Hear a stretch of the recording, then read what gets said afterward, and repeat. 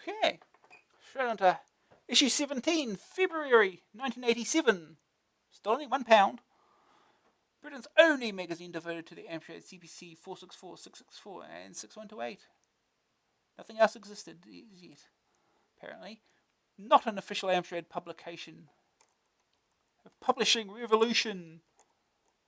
Star Glider strikes. A frightening new disease is sweeping the country, apparently contracted by playing a new game called Star Glider. Sufferers are unable to leave their computers alone, and when pulled away from them, sit in a trance-like state, mumbling, "But I've got to save Novenia." Chart-topping success on the heels of Frankie Goes to Hollywood, Angie from EastEnders, and Wimpy Wixie, comes another chart-topping sensation, The Music Machine. This remarkable new add-on looks set to turn the music world on its head, with some of the most exciting sounds heard for a long time. Good. It's PageMaker, advanced desktop publishing on your Amstrad. Ace of Aces. Can you deliver the mosquito's sting to the heart of Germany? No British aircraft will ever bomb Berlin, Luftwaffe Chief Hermann Goering has often boasted. But in the middle of a Nazi anniversary speech in January 1943, his listeners duck for cover as a carefully timed raid of RAF mosquitoes strikes Berlin in broad daylight. Ace of Aces captures the spirit and puts you in the cockpit of the Mosquito, maverick RAF fighter bomber of the World War II. Down the Nazi bombers, sink the U-boats, outrun the V-1 rockets, and stop the enemy trains. Choose your weapons and fuel wisely. Once you're out on mission, there's no going back. To become Ace of Aces, you must complete all missions successfully. You must be perfect.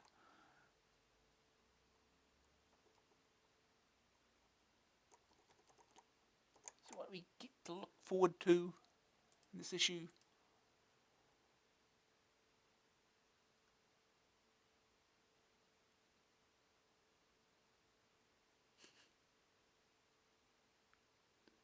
Oh yes, yes, Infiltrator. Oh boy.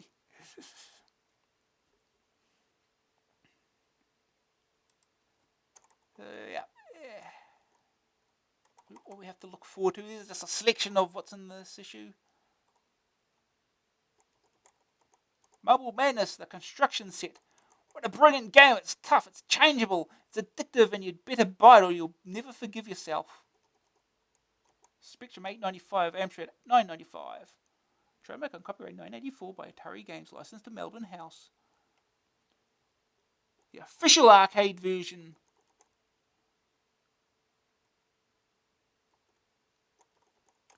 Looking good for 87.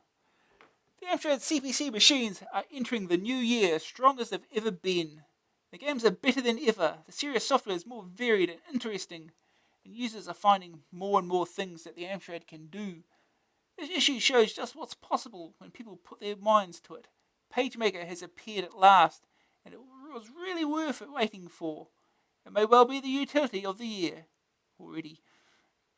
Anyone can now produce high-quality newsletters, magazines, documents, even magazine covers, such to show what a versatile beast your Amstrad is. It's also the music machine, to turn into a drum machine, sound sampler, piano, and all-round musical genius. With these two products, you'll never have heard your machine look and sound better. The Pilgrim is also having a bumper month with 6 pages packed with good things. As well as reviews, he starts the programming feature in earnest and has a look back at the year's big adventures. Your own contributions are still the most vibrant sections of the mag, and with all that enthusiasm bursting through, reaction is packed with stimulating letters, type-ins are more varied and interesting than ever. There's a fascinating day in the life account from a medical man, and cheat mode is chock-a-block with your pokes and playing tips. On the game side, there's Star Glider as master game and a competition to go with it. And a strong supporting cast including Aliens and Space Harrier. Here at the old barn, we're just gearing up for the Christmas celebrations as we go to press. So don't be surprised if next month is evidence of a few hangovers. Here's the 987. Let's hope it's as good to CPC users as 986 was. Bob. Tape Tribulations. Okay, we know Doom Dark's Revenge wasn't on the cover cassette. That was Firebird's mistake. And we know the sound digitizer wasn't either. That was our mistake. Humble apologies. To cheer you up, we've got a little routine that will transfer the Druid demo to disk. Have a formatted disk ready in the drive. Wind the cassette avalanche tape to the start of the Druid demo. Then type in direct mode. That is, don't use line numbers. The following. Press the return or enter key after each of the 9 commands. This will transfer the demo to disk.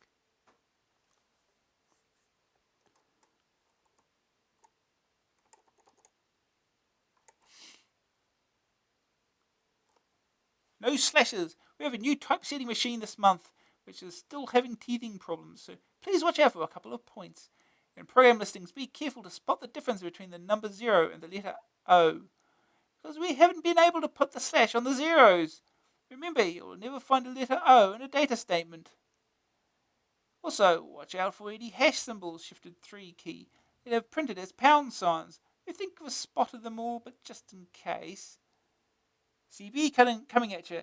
I bet you're all wondering who the mysterious CB is that appeared during game reviews in the last issue. Well, I can reveal all. It's Chris Boothman, a local lad who's been doing game reviews for us from now on. Chris is 19, works as a computer operator, and owns a 6128 with colour monitor. Missing Rave. Another one of those naughty rave symbols went missing again last month. This time it slipped off of back to reality. Day in the Life. This month, Dr. Patrick Harkin is shot to stardom with his account of how he uses his 6128 both in his work as a pathologist and at play. If you think other readers will be interested in what you do with your Amstrad, whether it's unusual at work or at play, then get in contact with us, and fame and fortune, well, a few crisp tenors actually, can be yours. Reaction. Full marks for Vice. Your December action test reviewed Miami Vice. It was given reasonable marks, but the graph showed 100% in each section. I have a hint for the Firebird game, Harvey Headbanger. When you start, just go around the perimeter of the square anti-clockwise, and you will trap the other person and get most of the cocktails. Dean Curran. Devises, Wilts. No, it wasn't that good. Toot was doing another late night session, it seems. And Toot's just standing there whistling.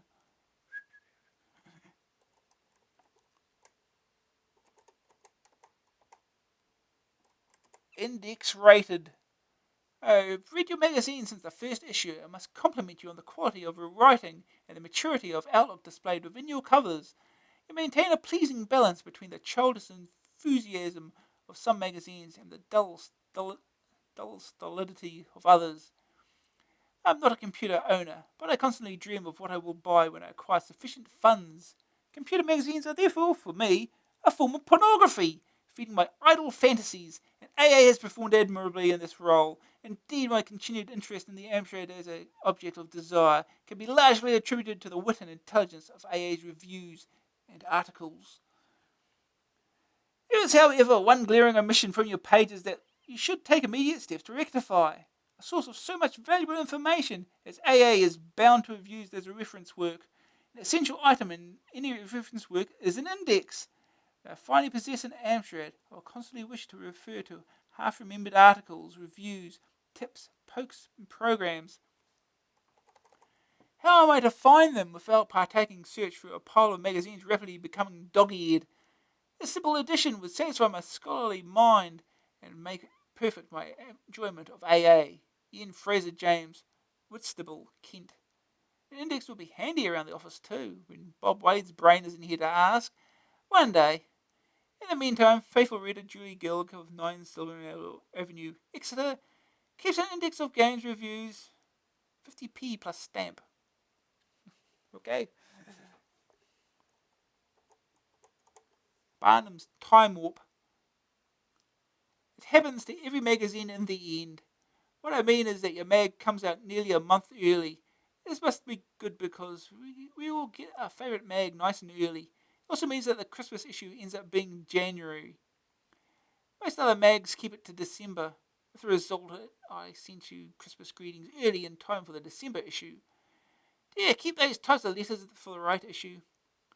You could print the 2 January issues, the Christmas one and a January special, so the February issue would be in February. How about that? I and many others are very anxious to get a copy of issue 1 or 2. I want both. So you have as much Christmas cheer at the moment. Could you next month set aside a small column for anyone who has an issue 1 or 2? Or anybody who wants 1 or 2? Just a name and address should do. They only date it like that so it doesn't seem so long to wait for the games they advertise. That's how it works. Could you print my address in case anyone wants to contact me specially? I, for one, will purchase a 1 or 2 in almost any condition, all pages present, preferably. Paul Nichols, Hoddesdon, Hertz. Happy New Year in February. Personally, I think the practice is in the same category as £9.99 price tags. As for number 1, it's rare we hear of anybody wanting to part with one. Hey, they got software at least out of it. I'm afraid he's suffering from withdrawal symptoms. Gone. We presume something's gone. It's gone.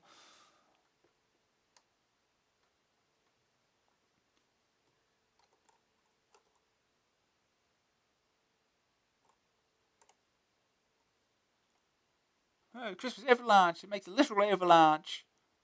That's how it works.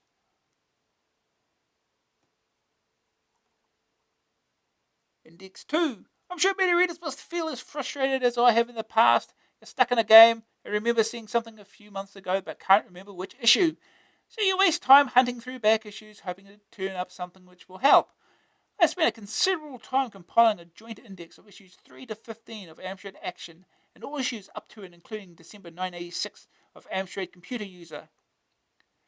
The index covers some 500 commercial games, adventures, and some educational software. It tells you where to find some 1,000 reviews, previews, pokes, clues, maps, etc.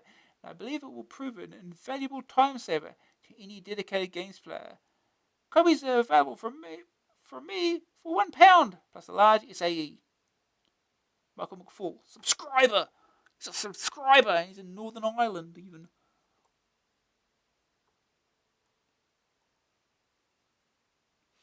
Independence best. Why is it that software houses who do not specialise in the Arnold seem to produce the best games for it? Amsoft produces diabolical games, and yet it is part of the Amstrad company. Moreover, most of its games cost £10. Mr. Sugar may produce brilliant computers, but I think he's forgotten the home users and games addicts. And lastly, a warning to everyone. Do not buy a Trojan LP1 light pen. It works only every other time. Another thing Amstrad should work on. All said and done, Amstrad is the best, and I would like to thank Amstrad Action for a magazine that shows us how to get the most out of Arnold, Heaney, Edinburgh. You see why we're proud to call ourselves not an official Amstrad mag. Moaning Cubed. I wrote this letter bored out of my skull by an alternate Amstrad mag. I was recently reading the November AA. After several of the letters I researched other reaction pages. I found many moaning letters of a different kind. These letters were sent by people moaning about people moaning. And what's more, now I've sent in this letter, other people will copy and start moaning. So let it be an end to it. This mag is supposed to be light-hearted entertainment, lest I bog it down with moaning letters. Other than that, love you, mag. Adrian Lee Norch. There we have it. The final letter moaning about letters, moaning about moaning letters. Perfect.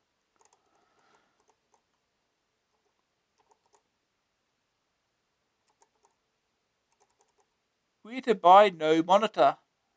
Derek Khan asked, reaction 16, whether it was possible to buy a 6128 computer without a monitor. He replied, it's unlikely you'll find a retailer willing to sell the computer without monitor. In my mum's mail order catalogue, Great Universal, you can buy the 464 and 6128 with a monitor, or, costing less, a modulator. Mrs. Lynn Davies, same issue, should think herself lucky because I haven't completed one adventure except for Forest at World's End, when I used a map and a solution. Richard Nellist, Stockton-on-Tees, Cleveland. Yeah. I wonder if they'll get it out on time. Great new game, Olympics 1992 for the Amstrad. Yeah, okay. Yeah. Modem. Only $99.95, including VAT. An Amstrad like you've never heard before. Yeah, break the monitor with musical instruments. Here's Heartland again. Oh, we've got more letters. Antipodean Action. Thanks very much for the copy of the magazine. Remember the one? It took 72 days, 10 weeks, to reach me via surface mail. The trouble with the Antipodes. At the moment, 14th November, only AA10 is available, but I expect number 11 next week. There must be a considerable difference between sending 1 and 100. Well, there you can see the problems of living on the other side of the world from where the action is. Enclosed is a copy of the inaugural newsletter of the recently formed Eastern Amstrad Users Group membership first month 30.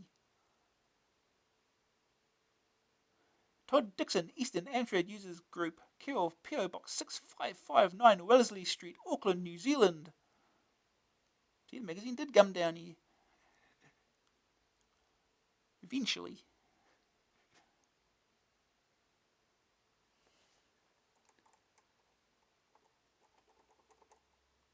Is that really the best Australian cartoon you can come up with? Loading. It's upside down. Good. It's the latest television tie-in. Test card. Okay, good.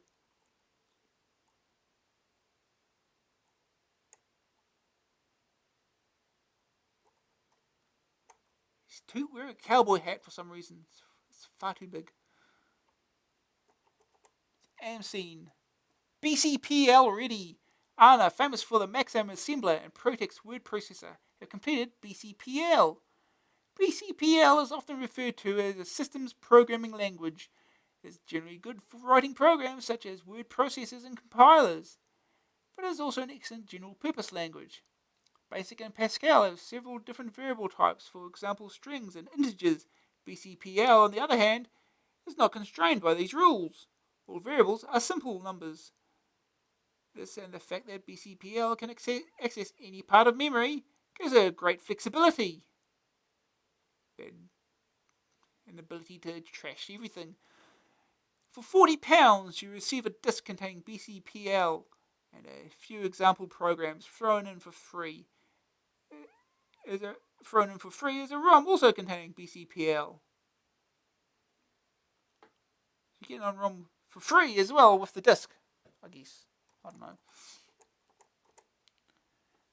ASL, or Audiogenic Software Limited, has just finished Matrix, a comprehensive spreadsheet. Matrix gains over standard spreadsheets in that it can handle business presentation, database, and invoices, even standard letters. The specification shows built-in database features that allow data, such as name and address files, to be stored in rows across the spreadsheet, and then merged along with numerical data from the sheet into a document in the notebook. Notebook features text editing facilities that make it easy to prepare address labels, standard letters, and invoices. There's a graph plotting facility that lets you convert spreadsheet data into line graphs, bar graphs, histograms, or pie charts. It certainly sounds impressive, and at £30 on cassette and £35 on disc, it will need to be. The Blasted Galaxy. Another shoot 'em up, Trap. This one from Alligator is by Tony Crowther. The time, an age in which the ultimate deterrent may have become the ultimate destruction. The place, a distant corner of the galaxy where human life strains to exist. Your mission? Blow anything and everything out of existence. You'll have to blow £8.95 on cassette and $14.95 on disc. Sideways score. Back to life. CRL seems to have sprung into action recently. producing many new titles. Late January and February will see the release of 3 more. Ball Breaker appears to be an enhanced version of the classic Breakout. The player controls a bat which hurls the ball against a brick wall. Bricks of different colours cause the ball to react in different ways. Some cause the ball to change speed, others may even break the ball in two. This will set you back $7.95 on cassette and $14.95 on disc. Cyborg is part 1 of a trilogy continuing the Tau Ceti theme and using the 3D techniques developed for the original Tau Ceti. The final in CRL's threesome is Death or Glory, another in the seemingly endless line of shoot-em-ups. Both Cyborg and Death or Glory retail at $8.95 on tape and $14.95 on disc. Imagine Hat Trick. The larger software houses seem to release games in threes just lately. Imagine, not wishing to be left out, is bringing out 2 sports simulations and a shoot 'em up. First online is Konami's Golf, which allows you to select a club and tee off. Stroke or match play can be chosen with differing terrain and conditions. Super Soccer is another sports game from Imagine. According to the press release, it makes you Maradona on screen. You are given complete control over the ball, sharp shooting, passing, dribbling, sliding tackles, and even diving headers. Other features include full team organisation and 1 or 2 players, with a tournament option for up to 8 players. Terra Cresta, a coin-op conversion, is a shoot-em-up, which was pretty furious in the arcades. Homing missiles, giant monsters, and a myriad of other aliens are there to be dodged or blasted. All games sell for $8.95 on cassette and $14.95 on disc. Except I don't think Terra Cresta got released in the end. Pieces of 8. Parrotry from Treasure Island Software may conjure up images of swashbuckling pirates, but this couldn't be further from the truth. Parrotry is a versatile drawing and design program for Amstrad owners with a disk drive. It differs fundamentally from most graphics programs by storing its display in the form of a graphics array instead of the usual screen. The result is that the program redraws the screen as it was drawn by the user, mimics the artist's work parrot fashion at high speed. Included in the package is a booklet and a competition entry from the designer of the best display using Parrotry could find a healthy £500 added to his bank balance. Parrotry is available on disc at £13. Good. Ariola's Little Lot. Ariola Soft seems to be producing some top quality software of late. Always on the trot, it has a few more programs up its sleeve. The Ziggurat, which is set for imminent release at $8.95 on cassette and $14.95 on disc, looks rather interesting. The idea is simple. Search for lost treasure within the Temple of Jokars. According to the storyline, terrible legends tell of the horrors locked within the temple.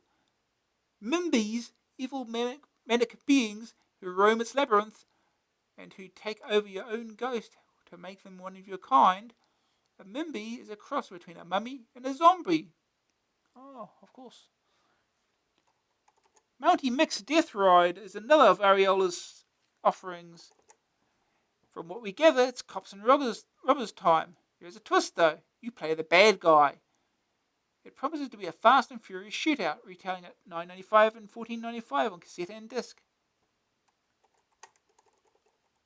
Your mission is to battle your way through the extraordinary cube prison and rescue a prisoner. He alone knows the secret of how to activate the Triad's devastating new weapon. There you have it, the intro to Triaxos. From the screenshot we have, it looks interesting, with multicoloured 3-dimensional rooms. There are promises of greater things still, with multi-channel music and icon-driven graphics. All this for $8.95 on cassette and $14.95 on disc.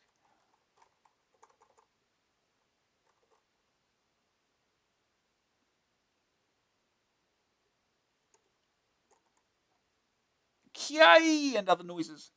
Melbourne House have been very quiet in the past few months. Is now back with 2 $9.95 games to come your way shortly. Fist 2 is set in a dark land of swamps, forests, mountains, and underground caverns. The enemy comes in many forms of ninjas, shoguns, and warriors in abundance. Sounds as though the animals want a piece of the action. They are prone to taking a slice of you with them. Knucklebusters promises much. There is to be music throughout the game, an incredible 17 minutes before repeating. The music is by the masterly Rob Hubbard. Remember Monty on the Run? The setting is in the near future, where condemned prisoners are stripped of their antisocial behaviour by being transformed into androids. You play an escapee, trying to get to the city perimeter. Wherever you go, androids programmed in unarmed combat will bar your way. Let's hope it lives up to the press release. 17 minutes of music. 2 from Gremlin. Back in October, we reviewed the electronic music utility, which is sold on the Discovery label. However, there was a problem with switching voices to edit them. The problem seems to be resolved, so you can expect to see EMU in the shops shortly. Another on the Discovery label is ProtoWord, a word processor allowing a workspace of over 30,000 characters, all of which can be edited or chained together for printing. Both these packages will retail for $14.95 cassette and $17.95 disc.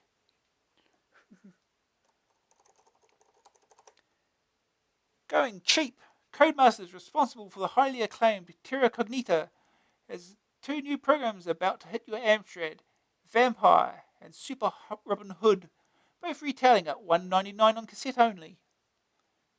Yeah, screenshot of Robin Hood.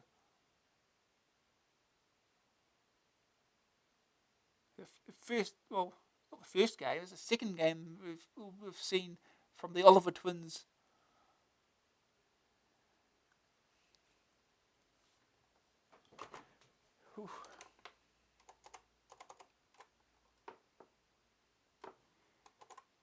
More Trivial Pursuit.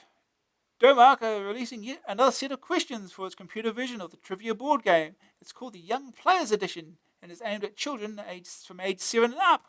It comes in 2 forms, either just as a new set of 3,000 questions, $7.95 on cassette, that adds on to the original Genus Edition, or its complete game, $14.95 cassette or $19.95 disc. Classics are back. The aging arcade classic Donkey Kong has made it to your Amstrad screen. Ocean will be thanked for the conversion. It costs $8.95 on cassette and $14.95 on disc. The basic idea is to outwit a giant gorilla and rescue fair damsel. While climbing girders, the ape will try his hardest to knock you from your perch by throwing barrels. Practice your jumping and ducking. You'll need it. For starters, Pride, best known for its tape and disc utilities, have produced the Electric Lantern Show. With it, the user can produce full-size and even poster-sized printer dumps. The supplied disc contains 28 8-color pictures. These can be edited and compressed. Alternatively, your own can be altered. To date, we have no firm price, but further details can be obtained directly from Pride. Pressing software. Argus Press expects to release several new games in the first 2 months of 1987. WebStars on the A&F label places you in the hot seat. You must run a distribution company, get the goods to a consumer on time, or pay the consequences. The action is in 3 parts. Around the warehouse, a race to the shop, and finally delivery using an antiquated lift system. The price is $8.95. The second A&F game is Agent Orange, a good old shoot-'em-up. In the far corners of the galaxy, a colony of, and basically it sounds as though you have to blast them from the skies. Another $8.95 game. Programming at Sea. If you're into chess, Connect 4, and C programming, then Highsoft may have the perfect answer for you. C Chest. C Chest is available only for CPM Plus users, that is 6128 or PCW owners, with £30 in pocket. Fully fledged versions of Chess and Connect 4 are on the supplied disc, which can be played immediately, or if you wish to alter the game's program's logic, there is a complete source code for the language C waiting for you to practice on. Flying High. Another massive success on other computers, Ace, a flying simulator, is to be converted to the Amstrad. Cascade Games promises a quick delivery. Let's hope so, for it sounds exciting. The speed and smoothness is supposed to exceed previous simulators, but we'll have to wait and see. Magnificent Master. Mastertronic, currently striving to produce games as cheaply as possible, has another ace up its sleeve. A set of 3 discs, each containing 3 of Mastertronic's past successors, will reach the stores soon. No definitive price has been set, but they will be between £11 and £13. One disc contains The Golden Talisman, The Apprentice, and Speed King. Another is Conquest, Storm, and Formula One Simulator. The final disc will have The Last V8, Molecule Man, and Pipeline 2. What's so special about the Mac, the Atari ST, the Amiga, Windows, and Jim? We're already talking about Windows in 1987. Like it was good then or something. It's no surprise that nearly all new 16-bit state-of-the-art micros now come with a mouse and a WIMP environment, Windows icons, menus, and pointers as standard. With the Amstrad CPC, you already own one of the classic micros, and by simply adding AMX software, you can achieve the same ease of use, freedom, and versatility of much more sophisticated computers. The AMX mouse and compatible software is what you and your Amstrad micro have been missing.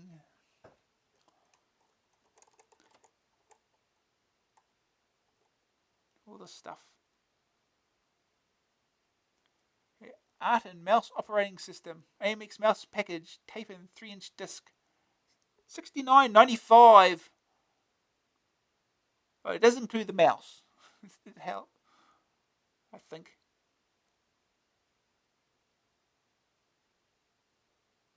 There's not much joy in a joystick, and keyboards can be all fingers and thumbs. Acclaimed by the press as the best input device, already over 50,000 micro users have adopted an AMX mouse. The mouse comes with fantastic art software and AMX control, which enables you to create a mouse environment in your own programs.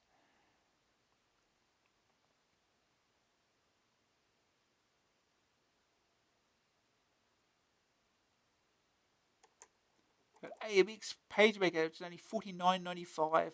Doesn't include the mouse, I guess. AMX Magazine Maker, £129.95. Well, they're not cheap. I guess they've got to be good then. New from Loriciel 500cc Grand Prix. Enter the exciting and dangerous world of International Motorcycle Racing Championship with a superb simulation featuring a major circuit from each of 12 countries and split-screen graphics giving both players first-person perspective. Available on Amstrad CPC cassette disc. Coming soon for Commodore 64, Atari ST, and IBM computers. Bactron. The very first antibiotic software, Bactron, is very addictive. It could become a drug. Do not exceed the stated dose. Guide Bactron through the maze of organs and arteries in the body, combating harmful bacteria and viruses by releasing healing enzymes. Available on Amstrad CPC cassette and disc.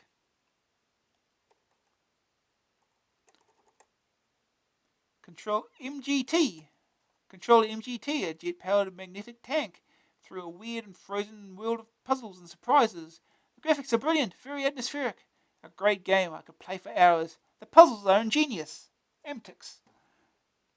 Available on Amstrad CPC cassette and disc. Coming soon for Atari ST.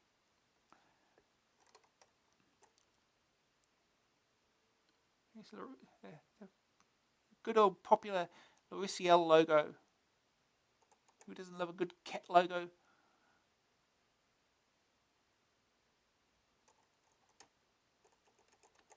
Yeah, it's time for Sugar Man. Finally. New Year's Eve. Brothers, the situation is grave, but we, the Black Sons of the CPC, shall retaliate. Let us recite our code.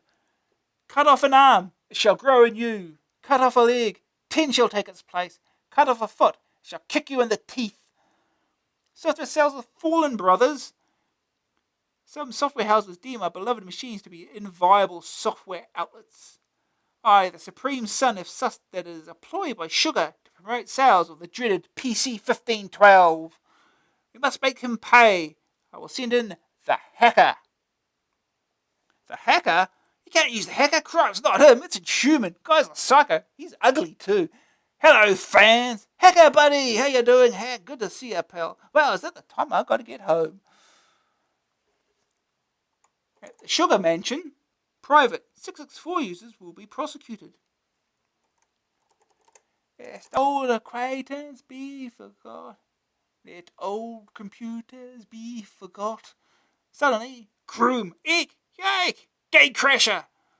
Sure. My God, he's after Alan. Don't panic. Maybe he's just a diabetic having a hypo. Look, folks, I know I said to invite your friends. Girl. But whoever this guy is with has no class. Ack, whoosh. Crud. Take that. And that. Fuck. At that moment, bong, bong. Yo, it's midnight. It's 9:87. Huh? What? Hey, Happy New Year. Likewise, I'm sure. Have a happy and prosperous New Year, everyone. Yeah, don't kill nobody. Oh, where were we? Bonk. Paff. Good.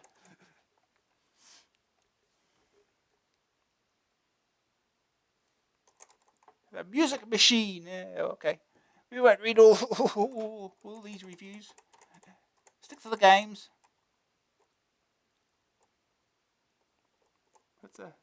It's a MIDI device, basically. PageMaker. Apparently it's supposed to be good.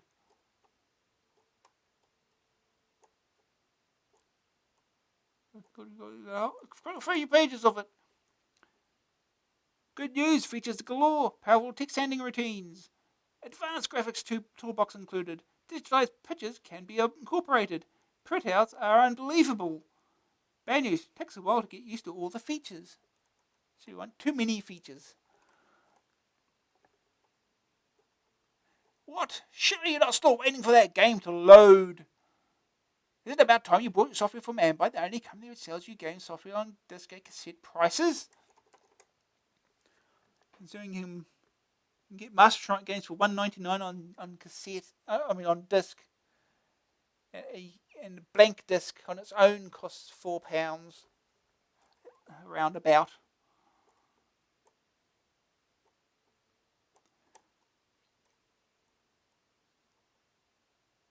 Problematic. We try to solve your problems with Arnold. Nothing is too simple or too complicated for our experts.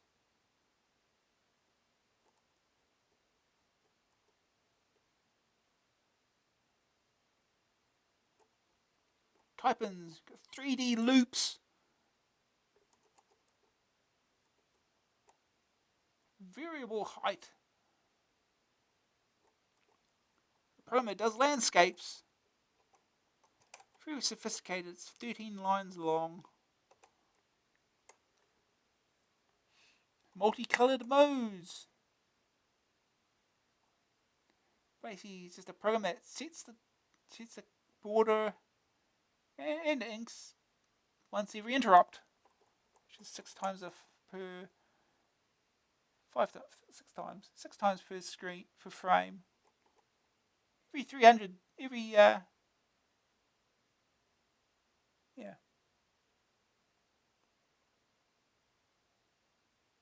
whatever. Yeah, I think it's 300 milliseconds, I think is. No, that's not right.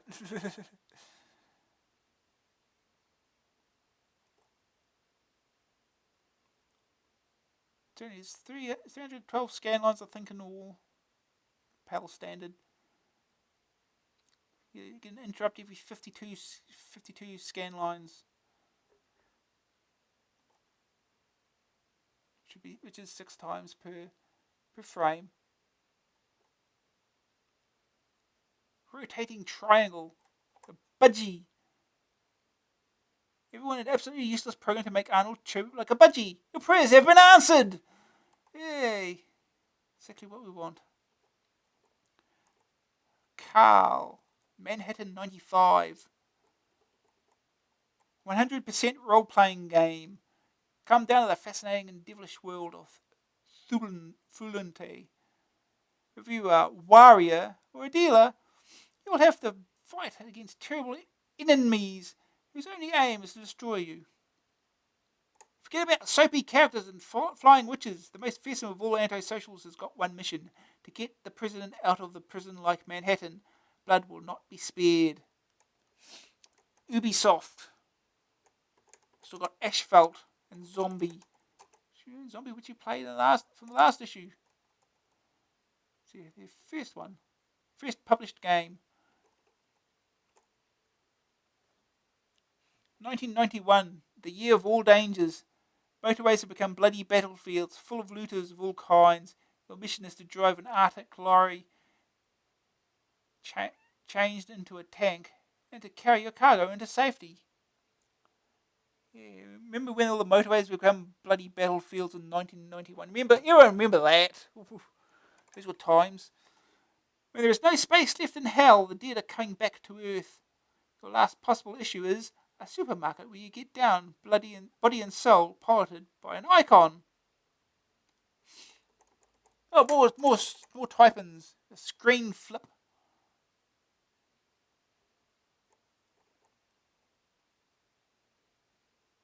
Electronic Rainbow.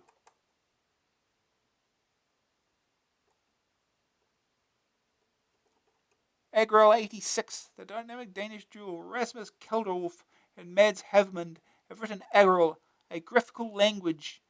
Agrel is a very short version of the well-known language Logo. There are commands that Agrel accepts. It's basically Logo, just cut down, simplified.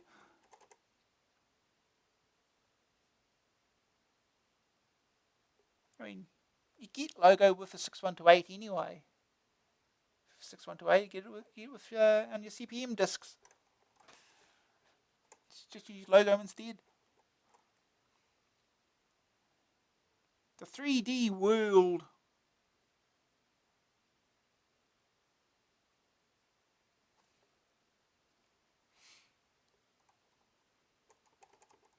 Hot tips.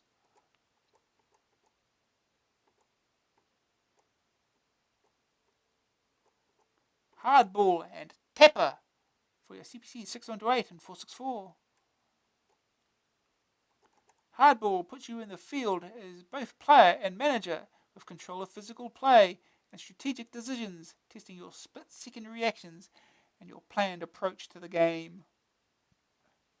You are the frenzied bartender trying to keep the never-ending flow of thirsty customers well-watered. There's the Old West Saloon, the Jock Bar, the Punk Rock Bar, and the Space Bar. Keep the sodas coming, but not too fast. Order your copies now at only $9.95 on tape, $13.95 on disc. Yeah, these are Amsoft releases. I think they were developed by US Gold, if I remember. Or at least Tapper was, I think. I don't know about Hardball. This Model Universe again. 3-dimensional drawing system. $15.95 cassette, $19.95 disc. Mouse, joystick, or mouse in quotes, joystick or keyboard compatible. Booting up CPM Part 8.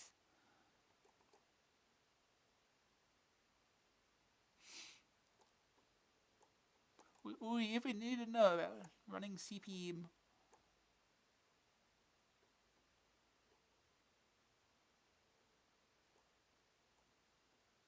Or advertisements for stuff.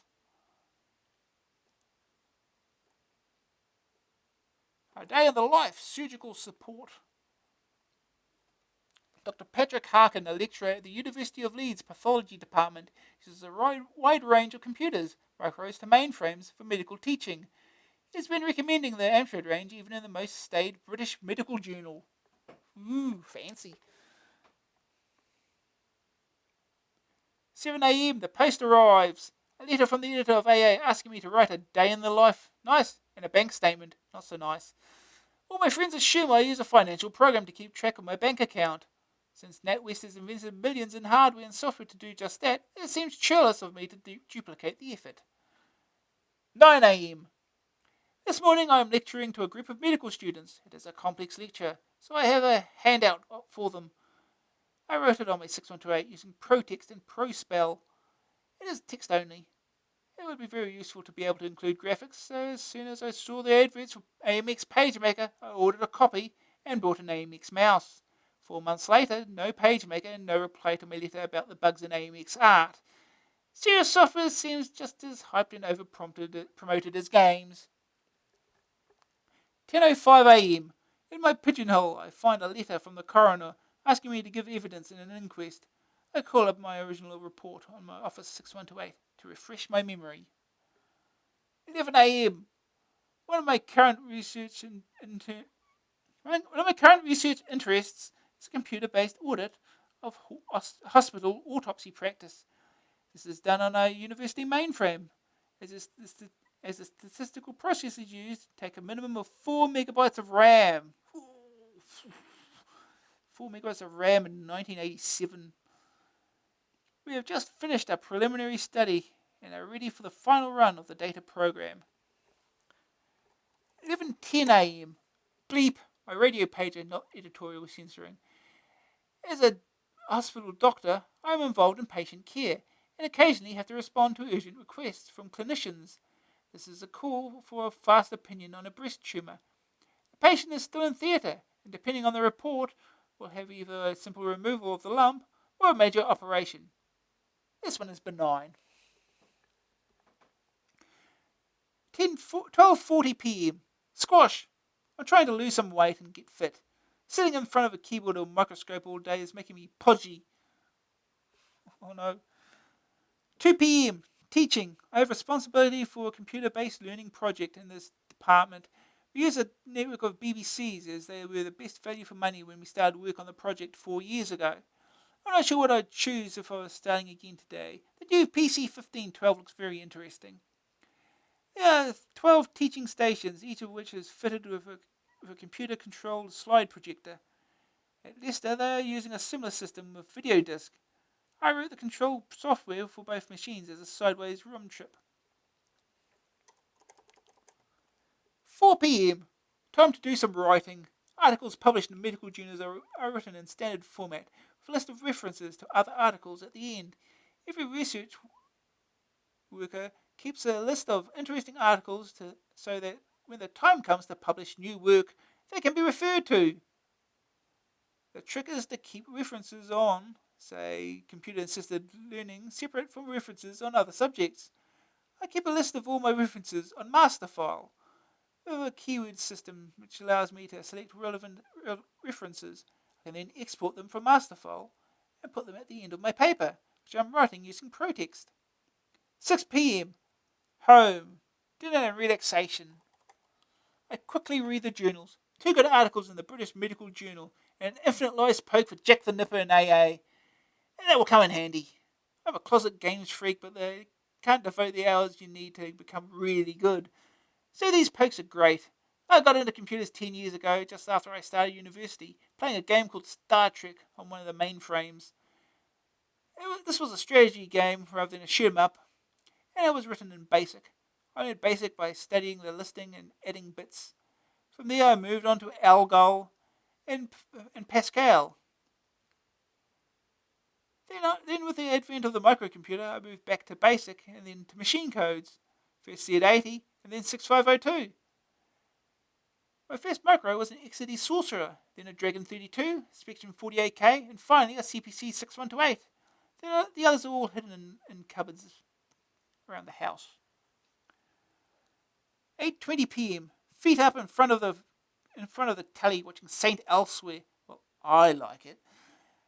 I suddenly remember I didn't go back to the project statistics after that urgent case this morning, and they have to be ready for 9 o'clock tomorrow. Well, it's not lost. For an acoustic coupler and mini office 2, I can log in from home, run the program, and get the results back. I can't do proper plot outputs at home, not £100,000 per Versatech plotter I can't. But by shifting the data into DR graph, I can manage a reasonable printout on my Citizen 120D dot matrix. And it's done in time for Saint Elsewhere. 11:20 p.m. and so to bed with a cup of tea and Amstrad Action. That reminds me, that article. What to do? What do I do that's of any interest to an AA reader? I'll think about it tomorrow. Good. And the absolute beginners, part 10.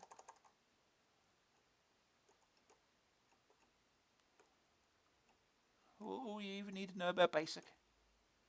The absolute ends, the final part of the series. Red's in control. Let Arnold automate your abode via the mains. Red boxes, £129 for the starter pack. Good news, a completely different field for your micro. Control any number of appliances. No extra wiring. Your Amstrad is free to do other things. Versatile programming language, mostly familiar BASIC. Other Red devices coming soon. Bad news, expensive. Starter set is enough for only one application. Project book costs extra. Not enough program listings. Suffers if mains are noisy. Iconic Speed King. Vroom, can you handle this blat power? Zap. Blat is a good sound effect. The Iconic Speed King packs more punch. That's why it's fast overtaking ordinary joysticks to become one of the world's most popular hand control. As its name suggests, it's built for fast handling to give you lightning fast control. Micro switches await your slightest movement and fly into action. Zap, pow, splat, blam. Giving you instant reactions to every command. Tough, rugged, and made in Britain to the very highest standards. The Iconic Speed King comes with a 12-month guarantee. Available for Spectrum and Spectrum Plus. Commodore 64, 128, VIC-20, all Atari computers, Electron, MSX computers, Amstrad, and ARC at £12.99. Also BBC, Commodore C16, plus 4, and Dragon at £14.99. Trade and export inquiries, contact Wayne or Sandra. Okay. Yeah, I had one of these. Extra one, it had the autofire switch that's utterly useless on an Amstrad.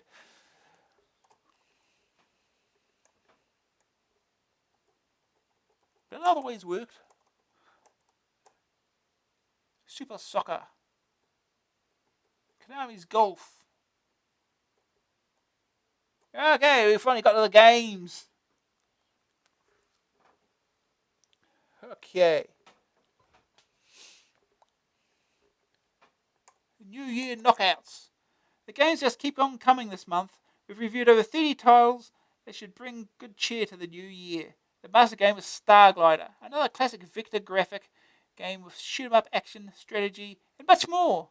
There's also the usual strong supporting cast, including the scariest game ever, Aliens. Among the other raves is Elite's latest arcade conversion, Space Harrier, one of the fastest games you'll ever play, and Hive from the same programs who produced Elite. There's an excellent game from Palace, The Sacred Armor of Interiad, and a very colourful 3D arcade adventure called Pelotron. There are piles of other games that may catch your eye, with the software houses setting a very high standard again. Check out the reviews to see which one might be for you. There's also a new feature called Summary Section, in which we provide short resumes of some new games.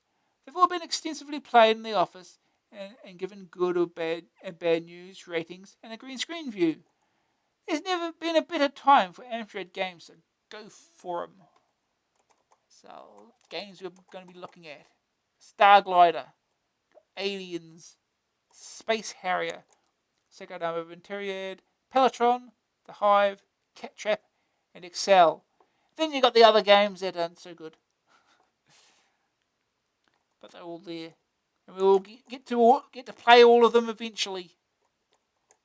But we're starting with Aliens. Electric Dreams, $9.99 cassette, $14.95 disc, joystick or keys. You shouted at Alien, the film. You couldn't tear yourself away from its sequel, and now you're going to be utterly terror-stricken by the computer game. It isn't gory, you'll be pleased to hear, but it has atmosphere that will envelop you and turn you into a twitching, panicking wreck, I kid you not. If you want to know the plot, go see the film. Suffice it to say, you control 6 characters inside a base crawling with aliens. Your task is unspecified. except for staying alive, but if you see the film, it'll study the game map and it should be obvious. When you feel up to it, you can enter the game and be greeted by an eerie, foreboding welcome if you've got the sound turned up. Throughout the game, there is a soundtrack, not musical, but full of effects, noises, and rhythms. It sets the atmosphere beautifully. You start with the 6 characters, all in the same room. The soundtrack seems to warn you of the nasty surprises that lie in wait. You control one character at a time. The top half of the screen is a view of what the character sees, relayed to you through a camera. The bottom half is a status display showing you who you currently control, his or her health, ammo, and the status of the other 5 characters. Each character carries a weapon that can be aimed using a cursor on the camera view. This has only limited ammo. You can control a character only for limited time because energy runs out. When it has gone, you'll have to switch to another character while it builds up again. This means you can't just guide one person through the complex without stopping. Indeed, you'll quickly realise that the best strategy is to try to move everyone through in support of each other. Each location consists of futuristic panelling and doors, which you can scroll jerkily across the screen using the cursor. It's as if you're swiveling around in the middle of the room. You can move through the doors into the next room, but you'll need to refer constantly to the map and concentrate hard in order not to become disoriented. It's going to be fun. At least they give you a map, I suppose. It's a pity it's not an in-game map. If you enter a room containing an alien, the proximity meter sounds an urgent warning and throws you into panic. You have to scroll quickly around the room to find the alien walking around and then shoot it. If you leave it too long or miss with your shot, the alien will head straight for you. If you miss him again, the crew member concerned will be the main course for alien supper. If you don't shoot at an alien, it will eventually capture the crew member and after a time impregnate her or him. At this point, they are without hope. But before impregnation, you have the chance to rescue them by getting another crew member to the scene and kill the alien. Dealing with aliens is the hardest part of the game. With sirens sounding and the alien heading straight for you, panic takes hold every time and can easily make you miss your shot. Apart from the exploring and fighting, there are several other important features. Biomechanical growth that appears in rooms containing aliens will grow and attract more aliens and cause some other nasty side effects. Aliens can release acid blood when shot. This can block your path because it kills on contact. It's always in front of a door that appears. So never ever shoot an alien in front of a door. Otherwise, that door's useless. It'll kill you if you walk through it. Doors can be locked or blasted through. You can even program crew members to move through rooms automatically while you're busy controlling someone else. I actually enjoyed the game more than I did the movie. It's got so much atmosphere that you get really totally involved in the action. The only niggle I have with it is the jerky scrolling. This won't spoil the gameplay. It's a real tough nut to crack. Although the gameplay seems simple at first, it requires a good deal of strategy to get very far. First day target score. Reach the armory. Green screen view. Very clear and eerie. The aliens look just right in green. Second opinion. Fantastic. Aliens is a game I can really appreciate having seen the film. Snippets of music, unearthly clanging noises, alien sounds pulsate through the speaker. The atmosphere is intense and will hold you in a deathly grip. When spotting an alien, I stabbed viciously at the fire button. Terror and panic so strong it caused an irrational feeling. This is one game I'm going to see through to the end. Good news! Atmosphere thicker than Los Angeles smog. Effective and highly original soundtrack. Large and difficult playing area. Requires fast action and plenty of strategy. Good graphics and aliens. You won't want to play it alone. Bad news. Jerky sideways scrolling. Graphics 87. Sonics 93. Grab factor 94. Staying power 89. AA rating 90%. Okay. Now we get to shoot some aliens. Like it's something new in a game or something. I have to change it. I haven't got the cover set prepared, have I? That's gonna be fun.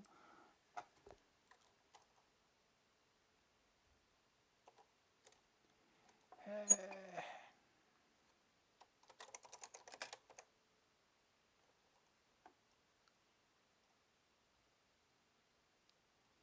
um,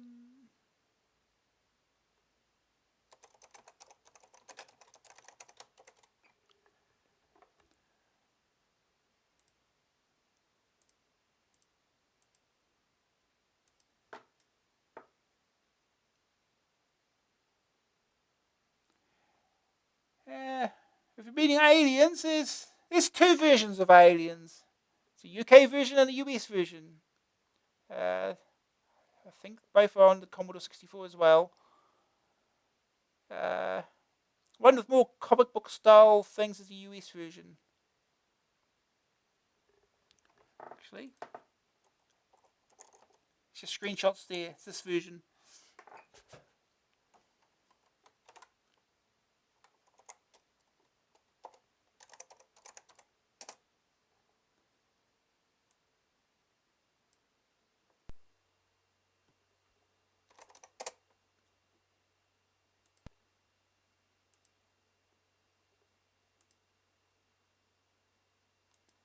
Okay.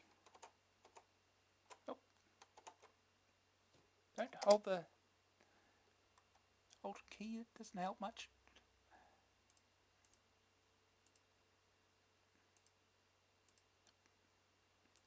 Hit the right icons. It helps.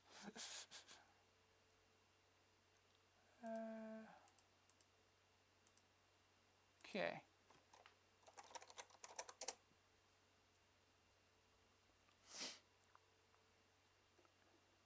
Let's see if I can.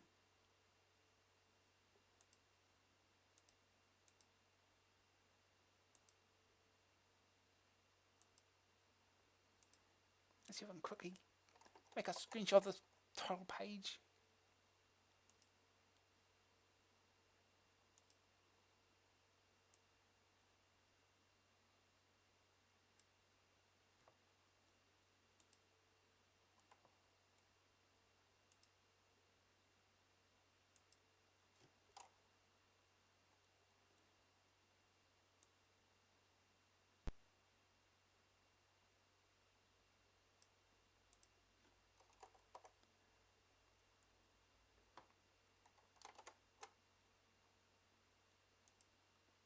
So, hopefully no one will notice me starting up GIMP to quickly make a image of the cover while this is happening.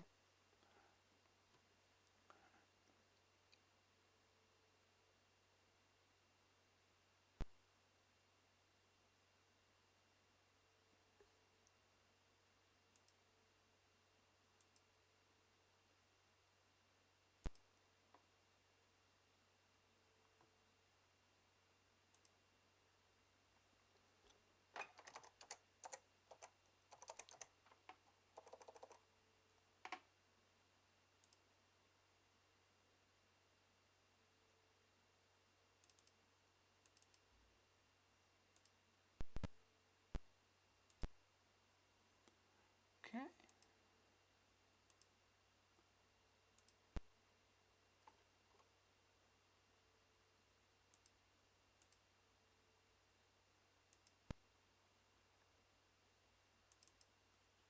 Here we go. Yeah, no one saw a thing.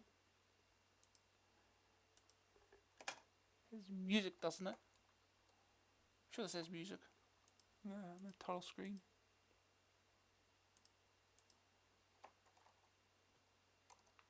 Speed this up.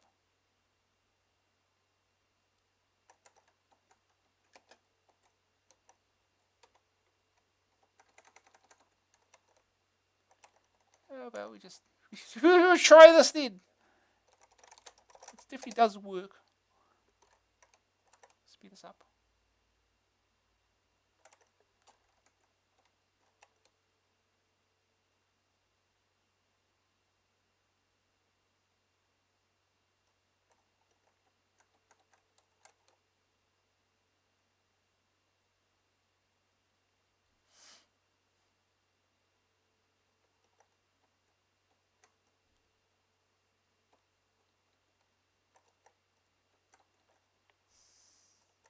I definitely had this working before.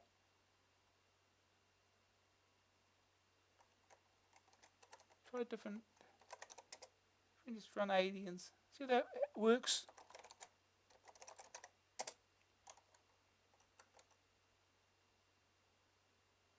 This is the same thing. Speed it up. Let's go.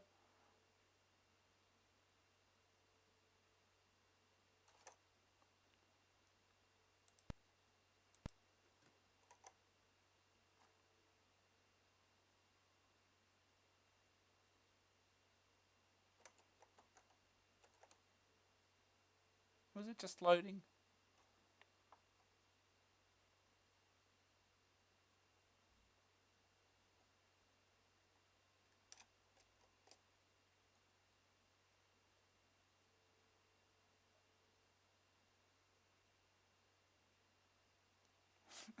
I swear this worked before. So definitely, I test these beforehand. So it's definitely worked. Not like anything changed between today and yesterday. I've got a few other, some other versions anyway.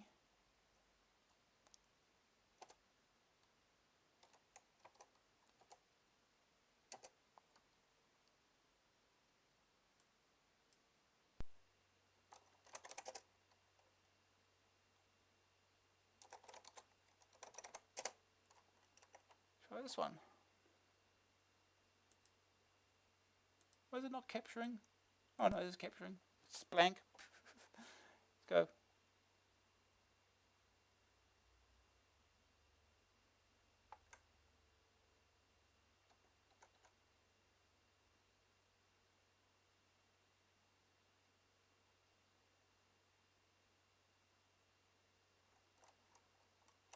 Okay. Another thing could be, maybe it's one of those weird ones where you just have to enter run disk. If you do anything else beforehand, it does not work. Weird games like that. Don't know why they happen, but should say they're poorly written.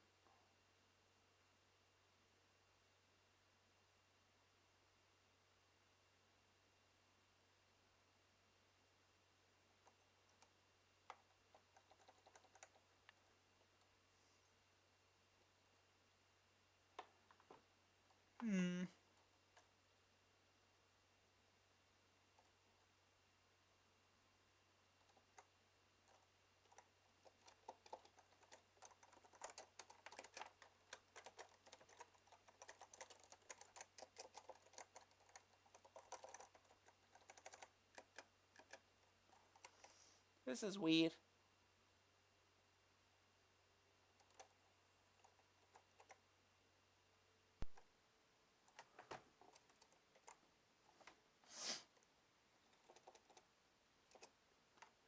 See, get a list of these.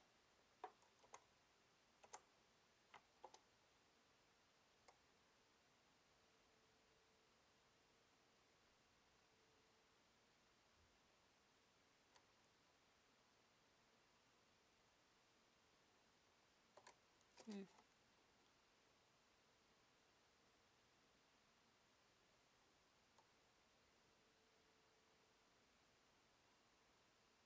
I've got a cracked version here. See how this works.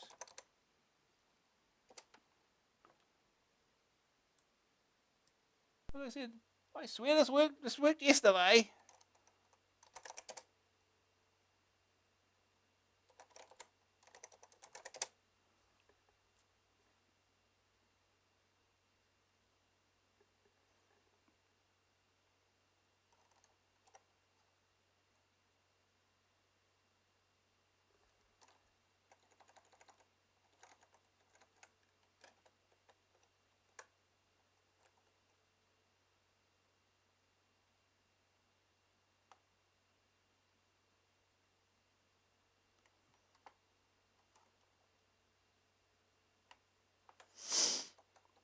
This is really weird.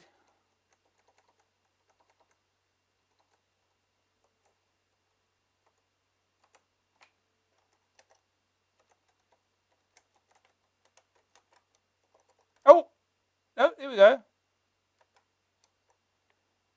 Okay. Progress. With no sound.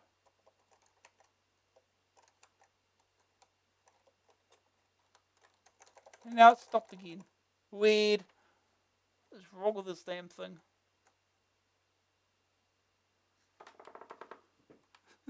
What's wrong with this thing? Well, unless it's a pause key or something stupid. Go back to the original ones, because like I said, I swear that works.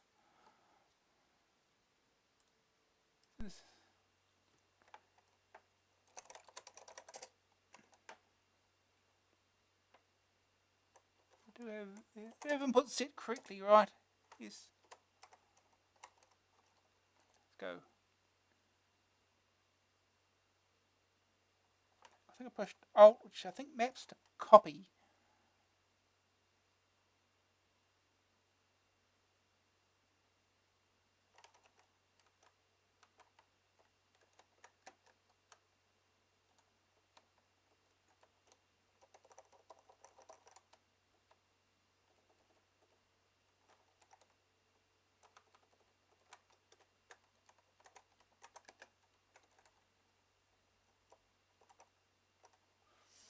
This is not working.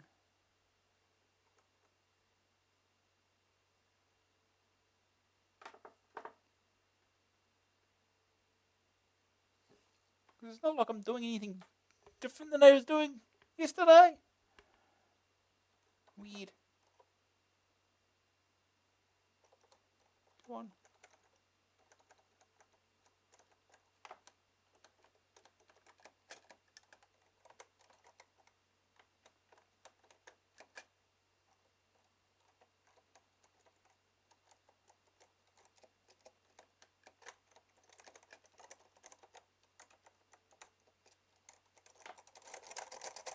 Jeez.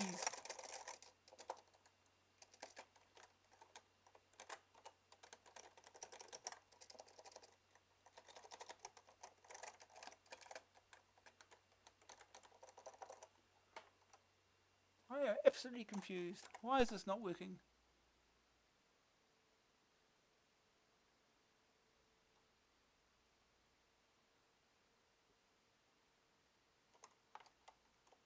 I see another crack. Okay, there's another cracked version.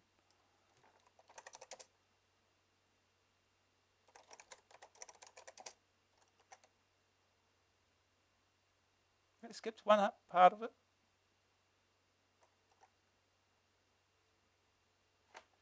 This works. Okay.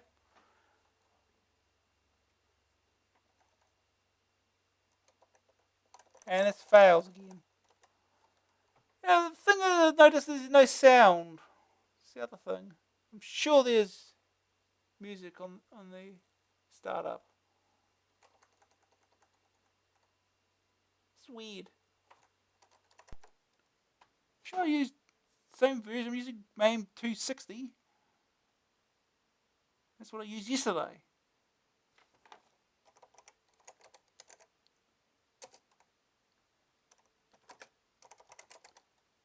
Let's go back 10 versions, see what happens.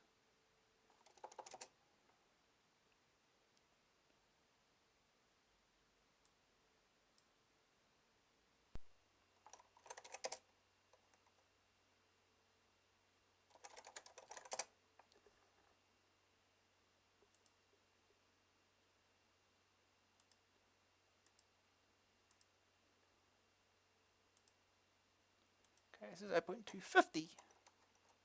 Speed it up.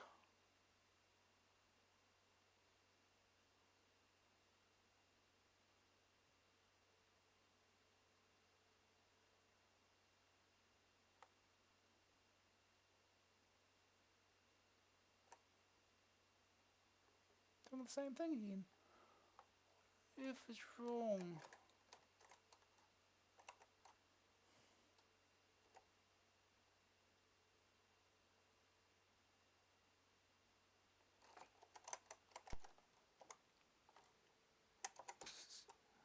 I have no idea what's going on now. This is weird.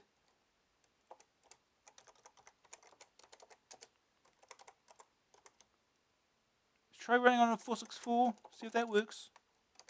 Shouldn't make a difference.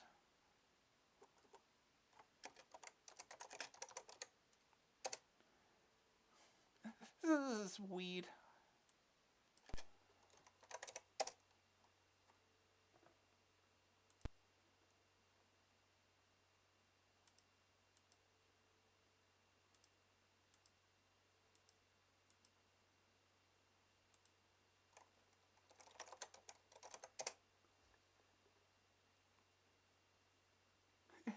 Nice consistency of not working. Well, I suppose it's something. Yeah, but yeah, I played this yesterday. It worked fine. So I don't know what's up with it. It's not like I've changed the emulator or anything.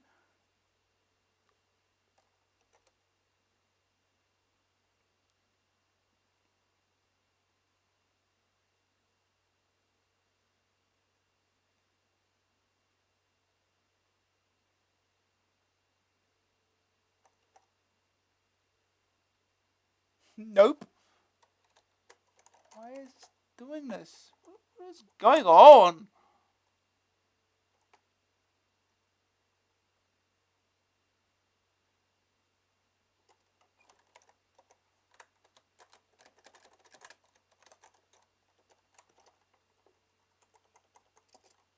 What do we change? It doesn't really make much difference here.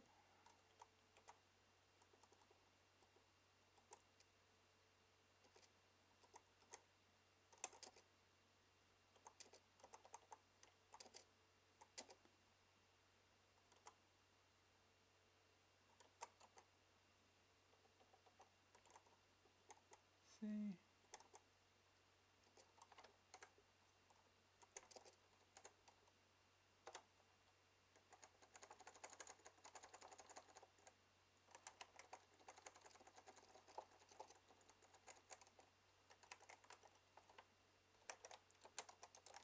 Try running that. That will make a difference.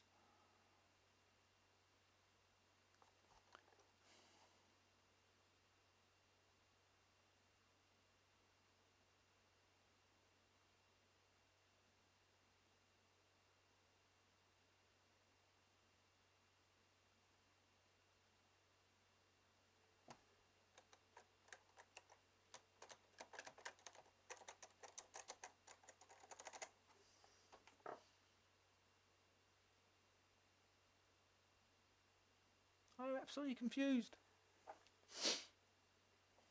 Alright. I'll just start up Retro Virtual Machine then. I've no idea why it's not working. It should. It was working yesterday. I don't know why.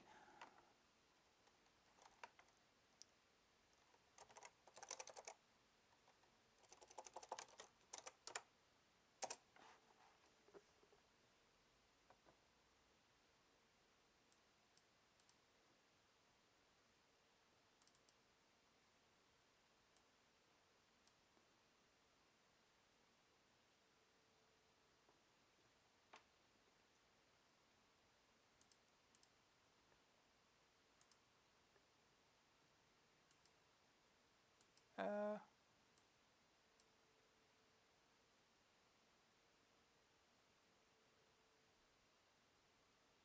why is the reset not resetting? Okay, we've got weird shit happening now.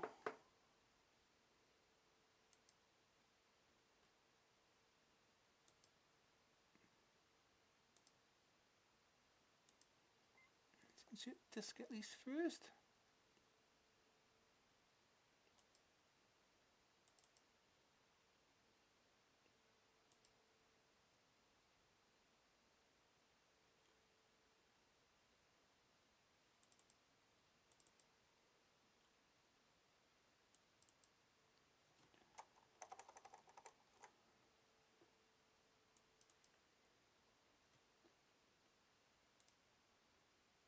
If I remember to capture the...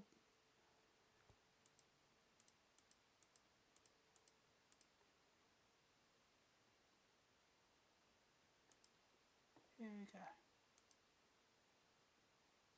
Now, for whatever reason, reset. Machine reset. It's not resetting. Okay, so, no, it's not pause. That's pause. There we go. Okay. Now it's going. Okay, let's go.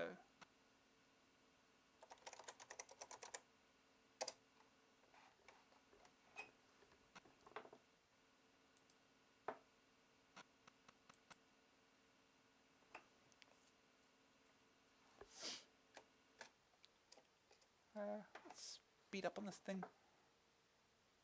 That is not a lot faster. Basic one. Ah! What's with these damn things? Let's stop accepting input. What is with this thing? What is going on there?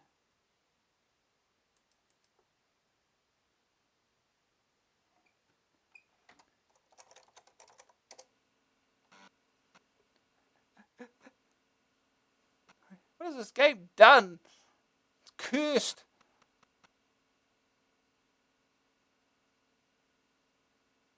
Please just leave it and do nothing. Maybe it'll work. Just work. Oh no, there's cracks of it, that's for sure. As I said, it was working fine yesterday.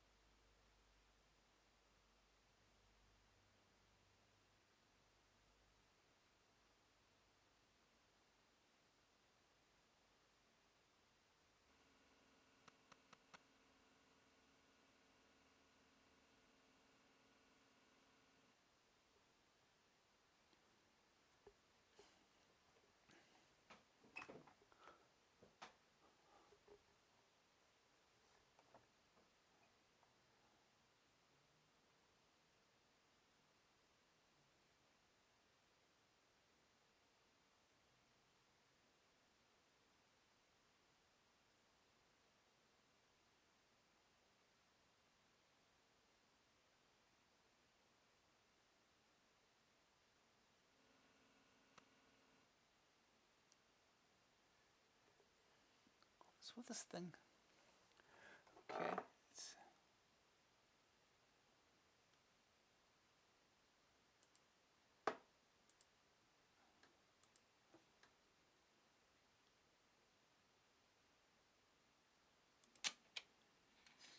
Okay. Go for the cracks. At least that might have more luck. Nope, did.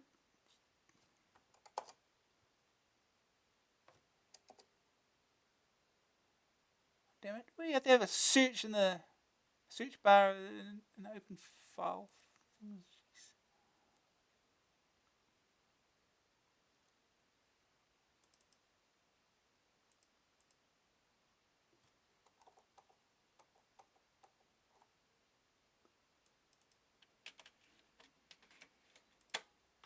Okay.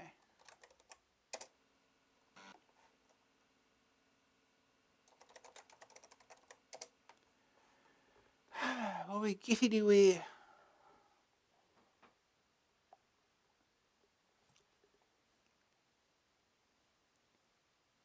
was hoping we might at least have time for Star Glider, because that's the next game, but oh no.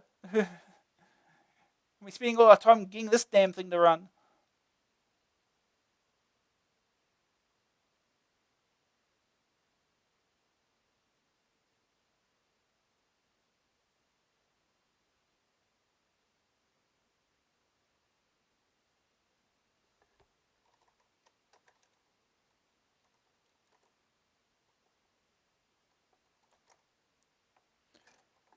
Now I do have to try to remember what my controls are now.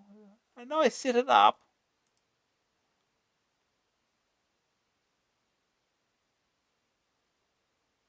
Close enough. That will do.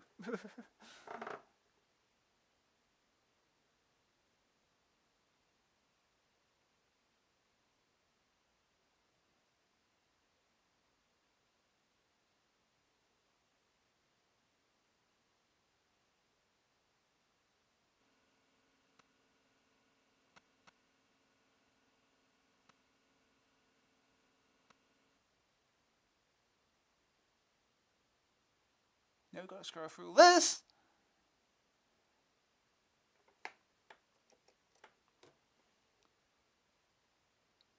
Speed it up.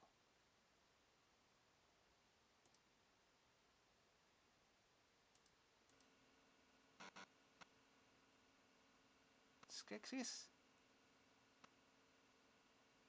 And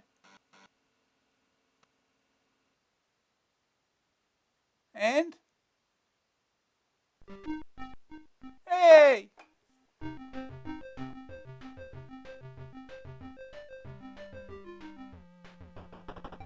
Finally! uh.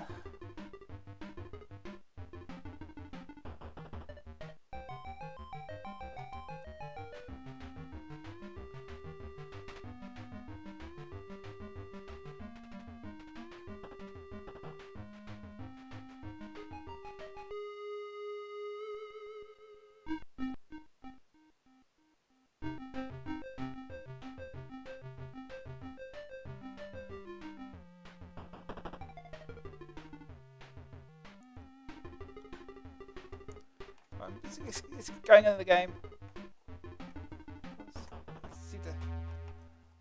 Okay.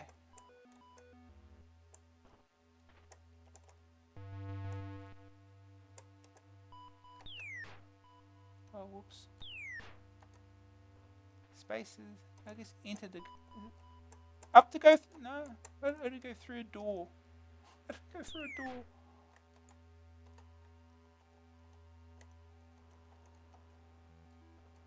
No one.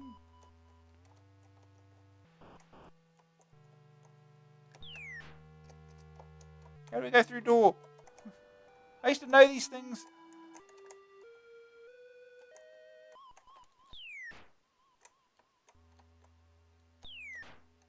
Shift fires, space fires, joystick fires. Oh! Oh, that changes character. Oh. Change character by choosing the first letter of their name. Oh, okay.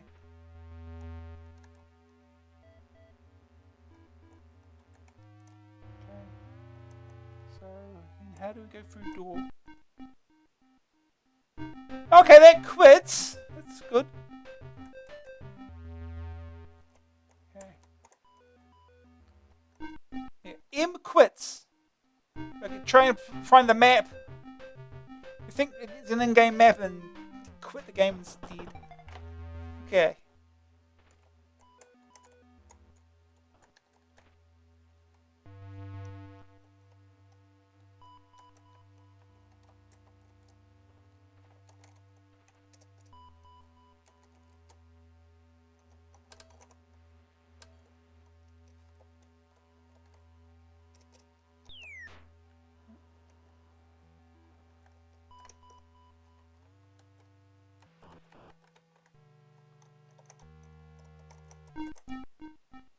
Let's pause.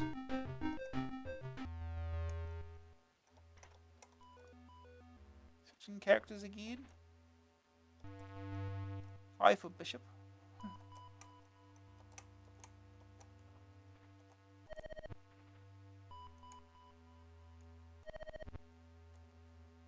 Oh, they're obviously telling him to go somewhere. I don't know where it went.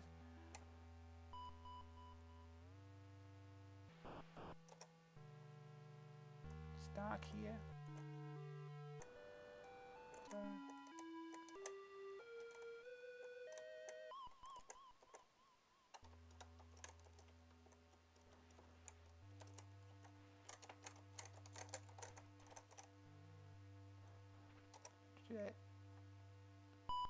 How do you go through door?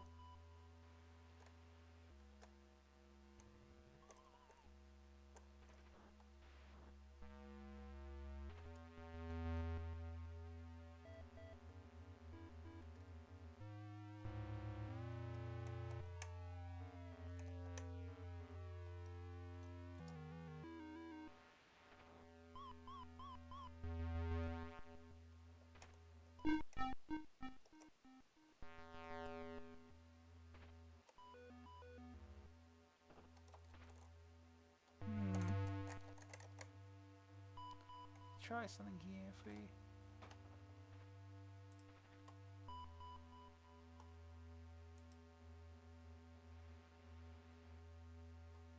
is it one of these keys? Z or X? No.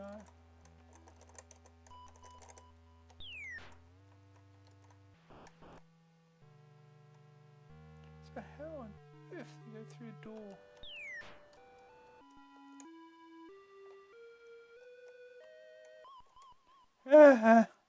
It's full of problems.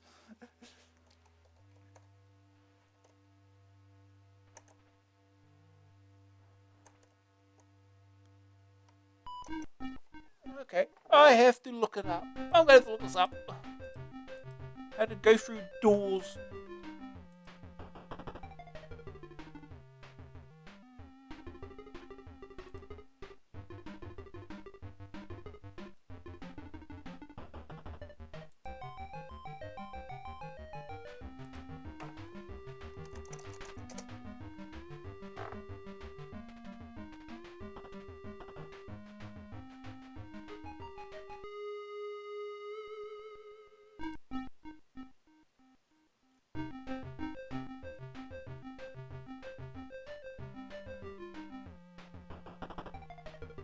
Let's see. Spanish. Okay, this is English.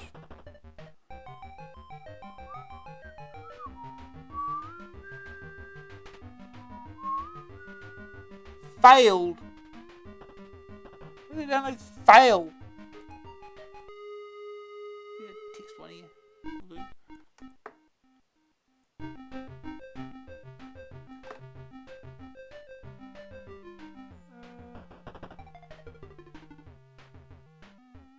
Command a crewman to move up to 9 rooms in a given direction.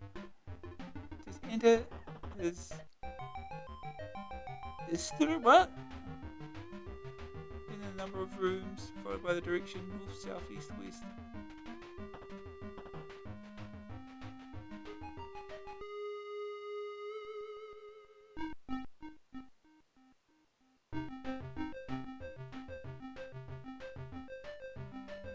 Oh yeah, just select the character into a number of rooms, followed by a direction. Okay.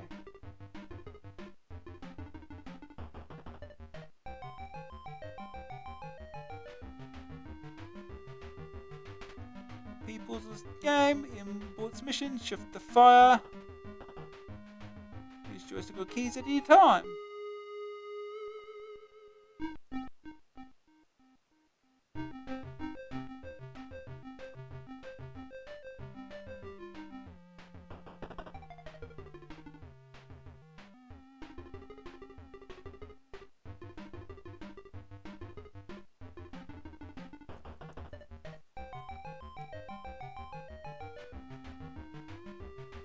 It does not say how you go through doors. It just says doors can be sealed shut by blasting the lock.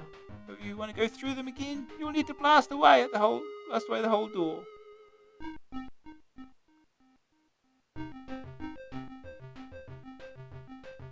This gives you the keys to select each character.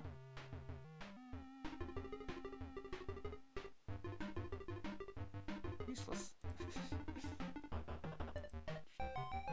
Try these ones.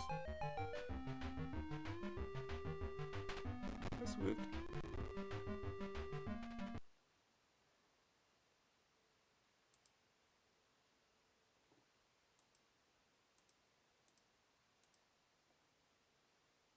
Just pause. No.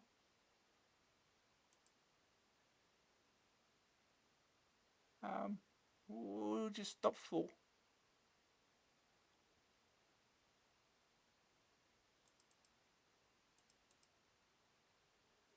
We'll just. What do you be like to stop for?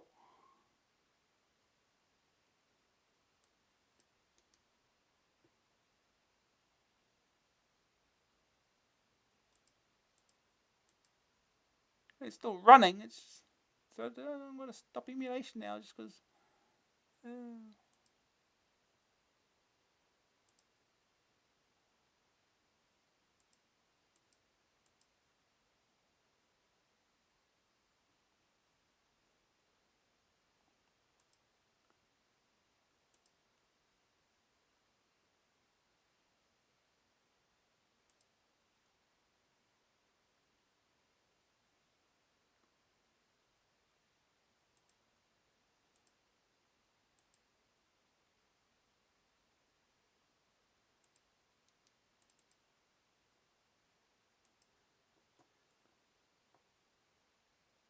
Well, apparently there's a new version available.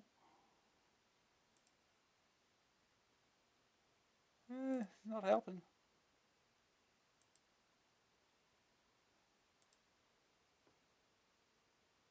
Why did it just stop for no reason? Do I have to reset it again? All these instructions don't tell me how to.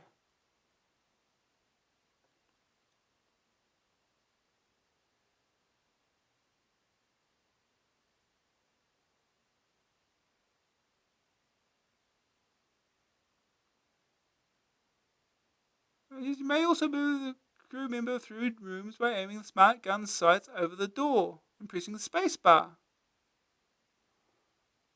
That's what I was doing. Hey, what is wrong with this damn thing?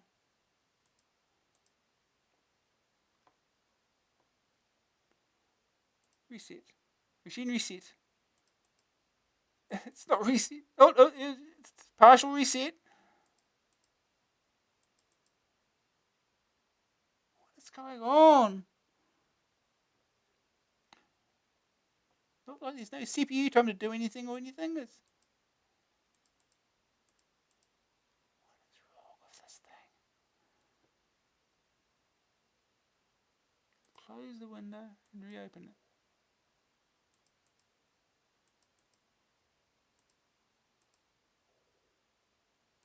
That work? No, because I can't enter anything. No. God, really?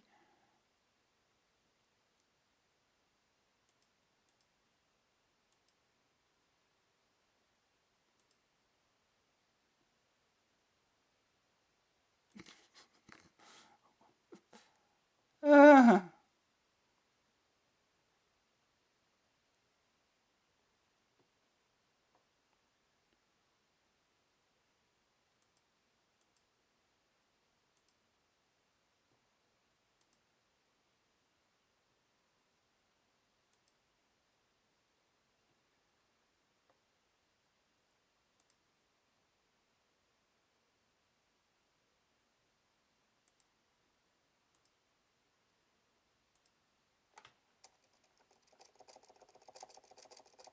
not doing nothing. Why?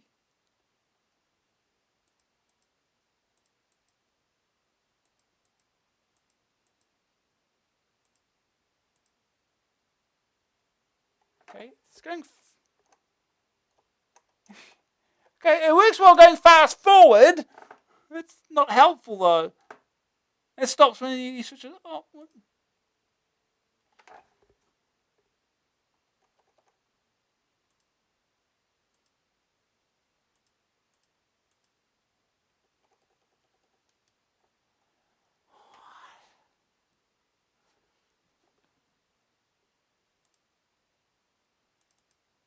Okay, close. Let's close it. Let's restart it. See what happens.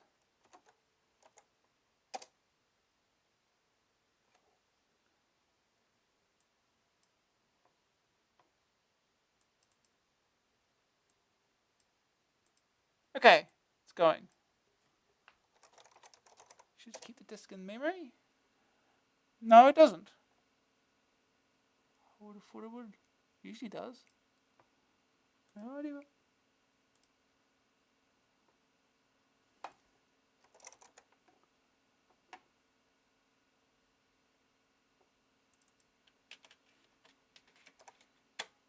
Try.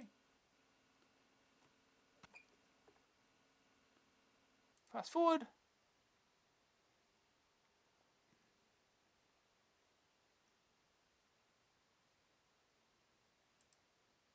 And it does that. Oh, that's right. We're using the crack, weren't we?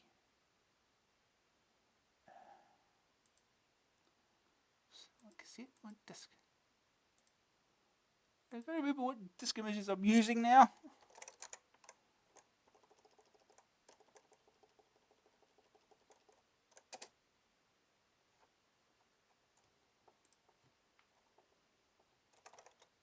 And it stopped working again. Because Of course it has.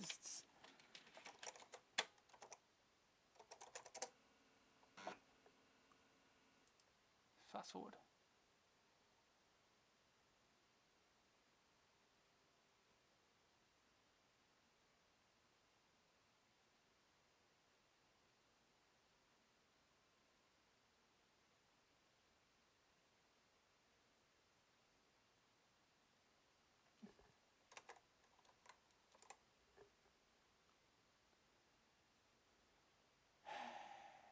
We'll get through this eventually.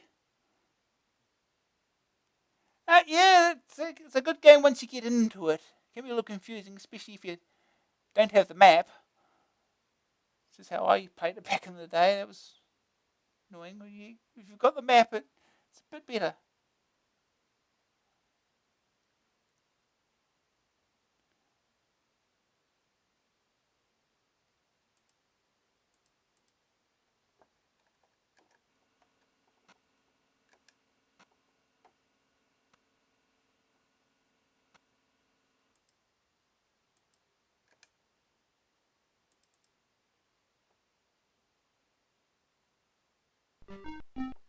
Okay.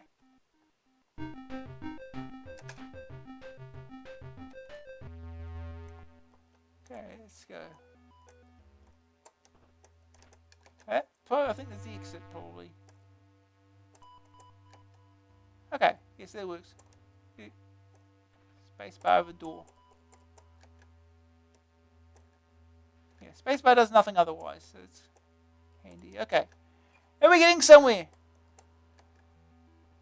You just go wander around through here, lost.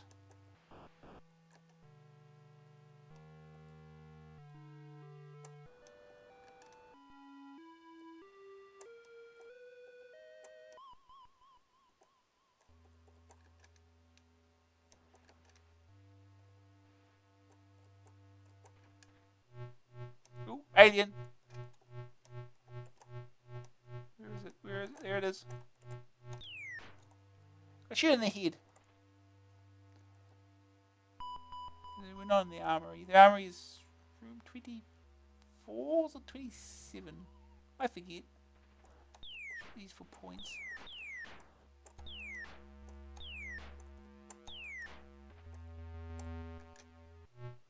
Oh, another alien.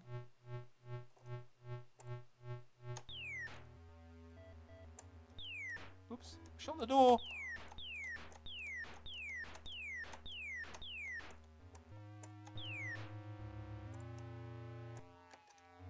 Nine.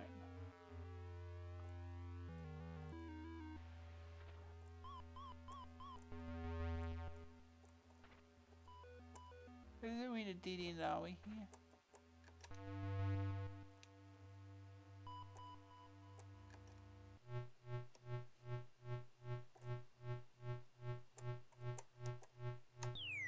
Oh, yeah. There comes towards you if you miss.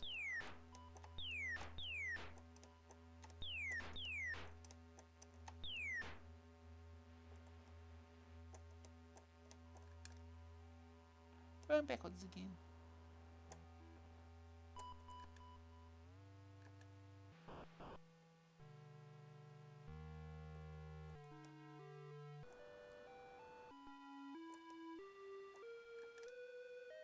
Okay, roommate.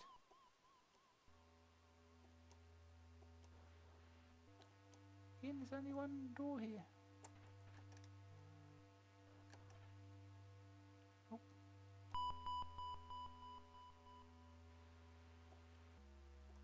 So, rooms 8 and 9 are dead ends.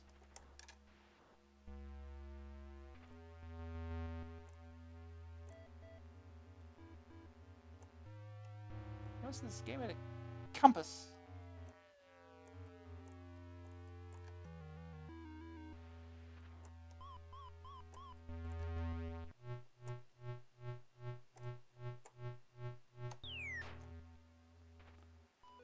Okay.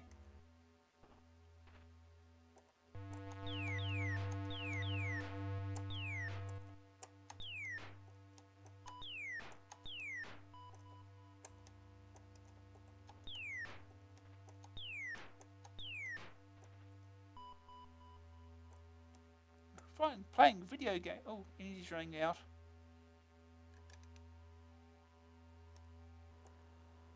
Oh, we'll better shift there.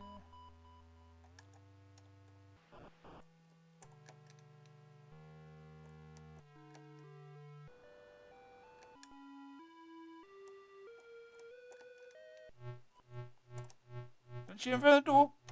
Never shoot in front of the door.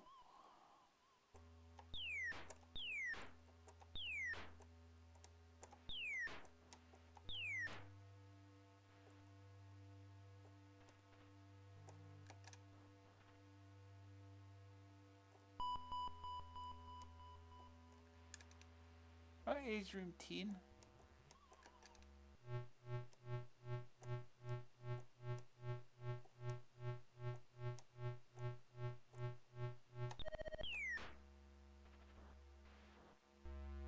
Okay.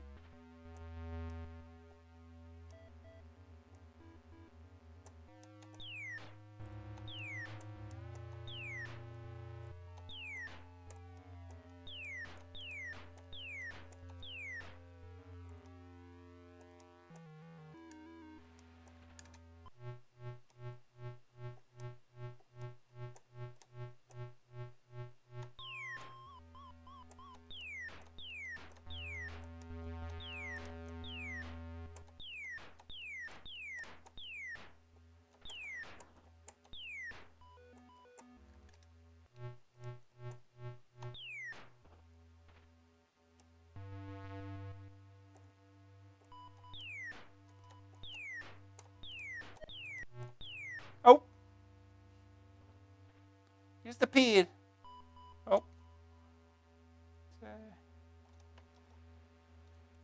change again.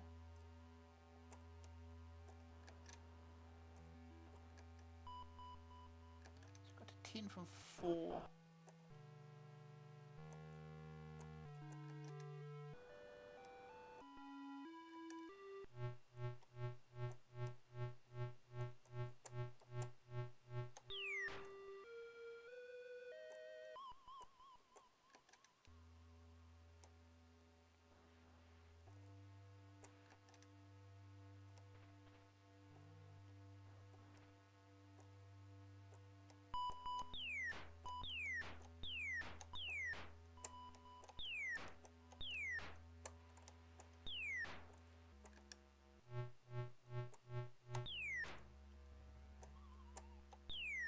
Oh, Ripley's dead apparently. Oh well.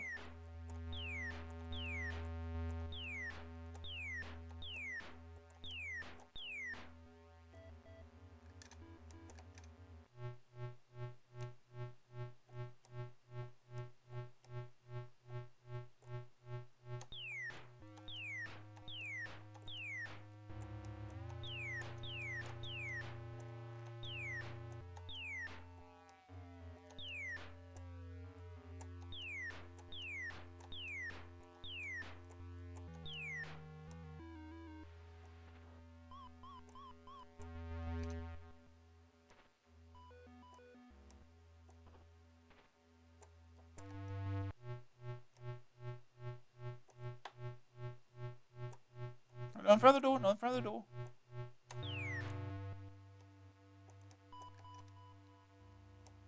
Backwards again.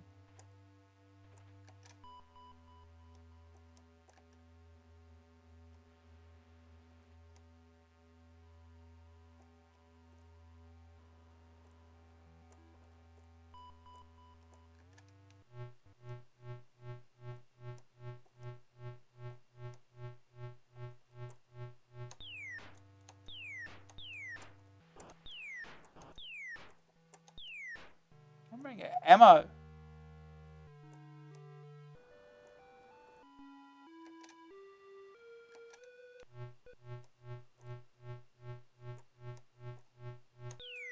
Oh.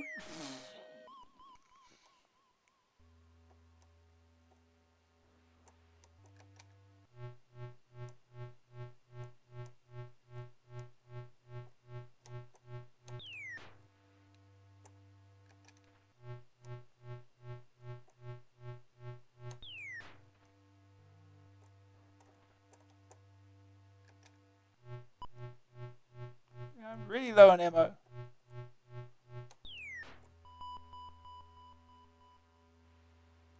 Attack wave 2.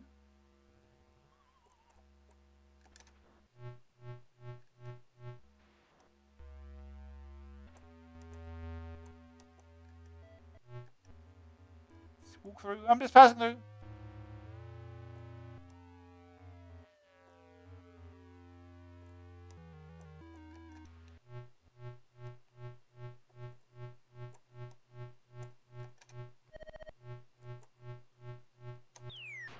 Ooh, just missed that door. I have almost no ammo.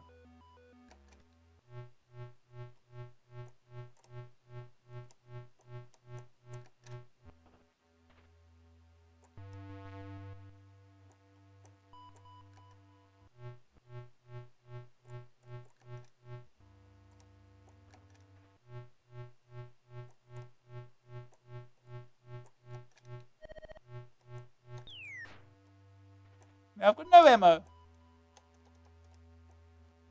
And energy is low. Switch. Yeah, someone else to find a way through.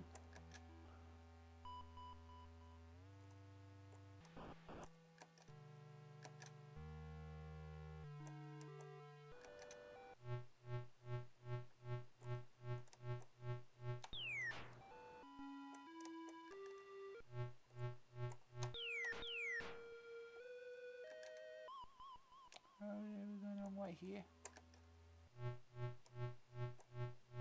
Definitely going the wrong way here. Definitely going the wrong way. Oh no! Right in front of the. There you go, there's your acid. Touch that, you die. So. Oh, I think that's the only door out of here, isn't it? Well. Oh, you did. No, bye. Go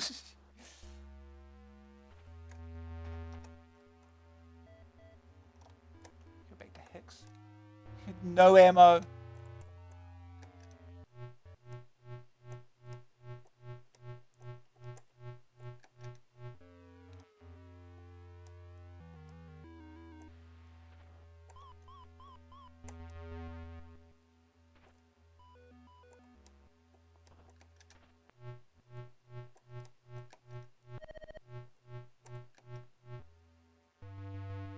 Oh, this place looks correct.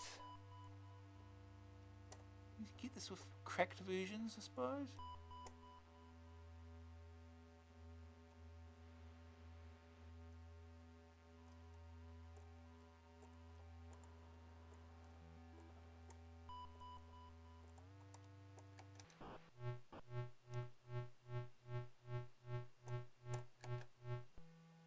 $69. Following me.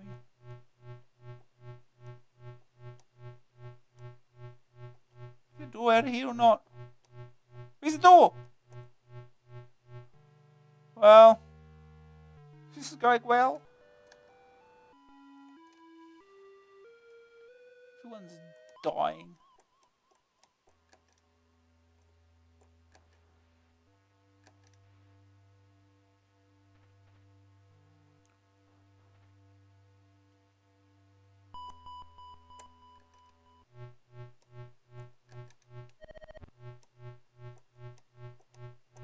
Here.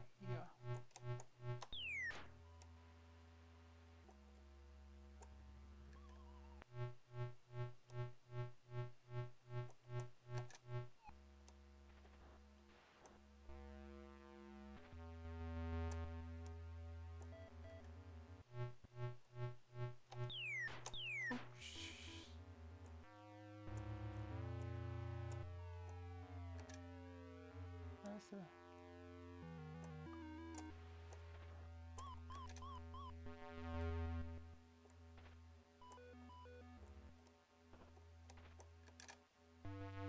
What are you doing?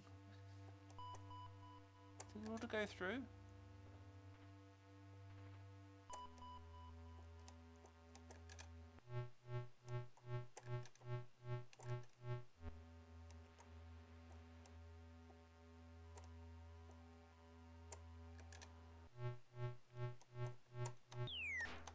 I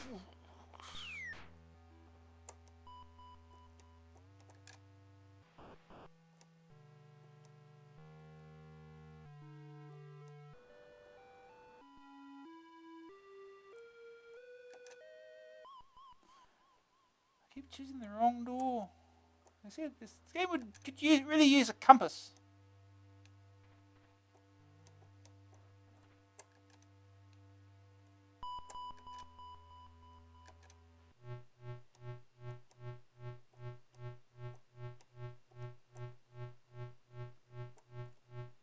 In front of the door.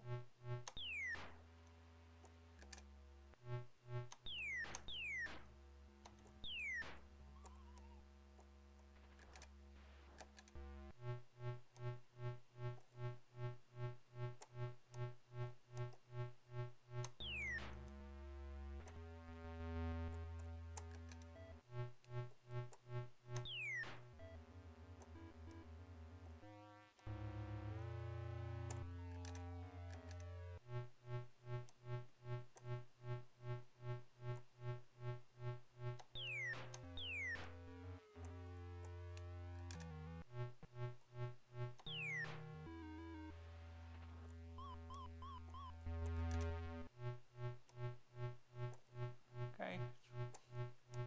Armory is not room 24.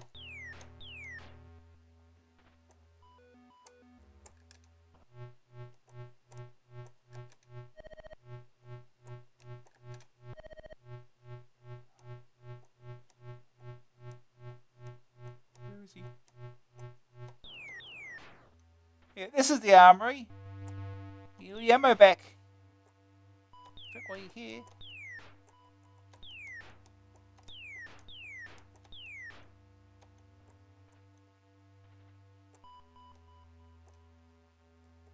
Well, we can leave you here then. Slow on energy.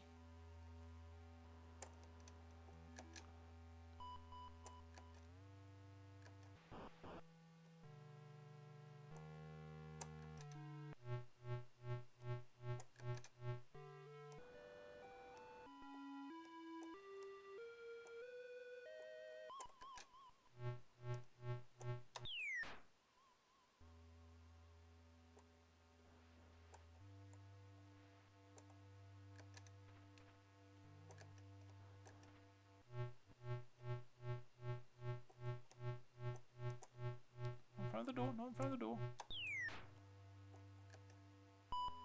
Wrong door.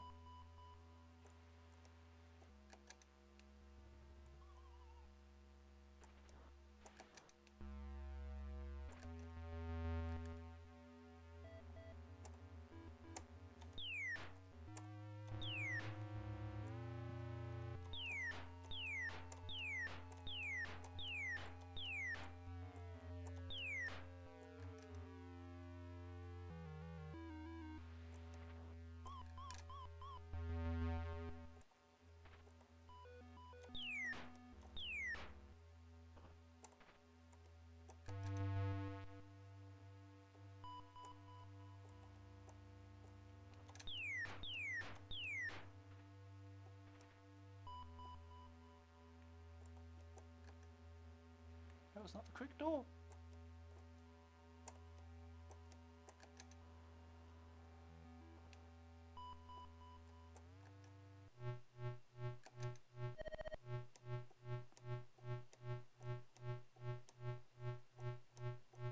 Here we are. Here you are.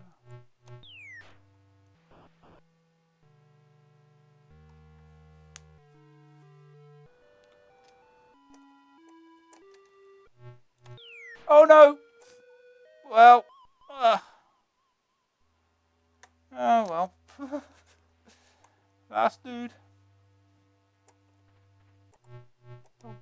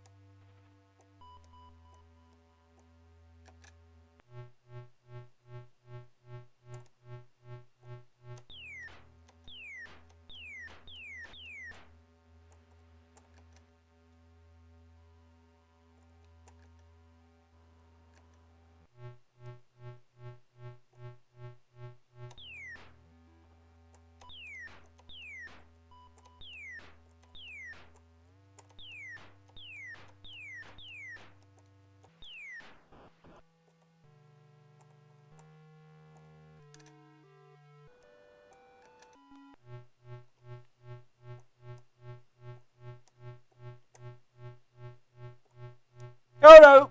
It's dead.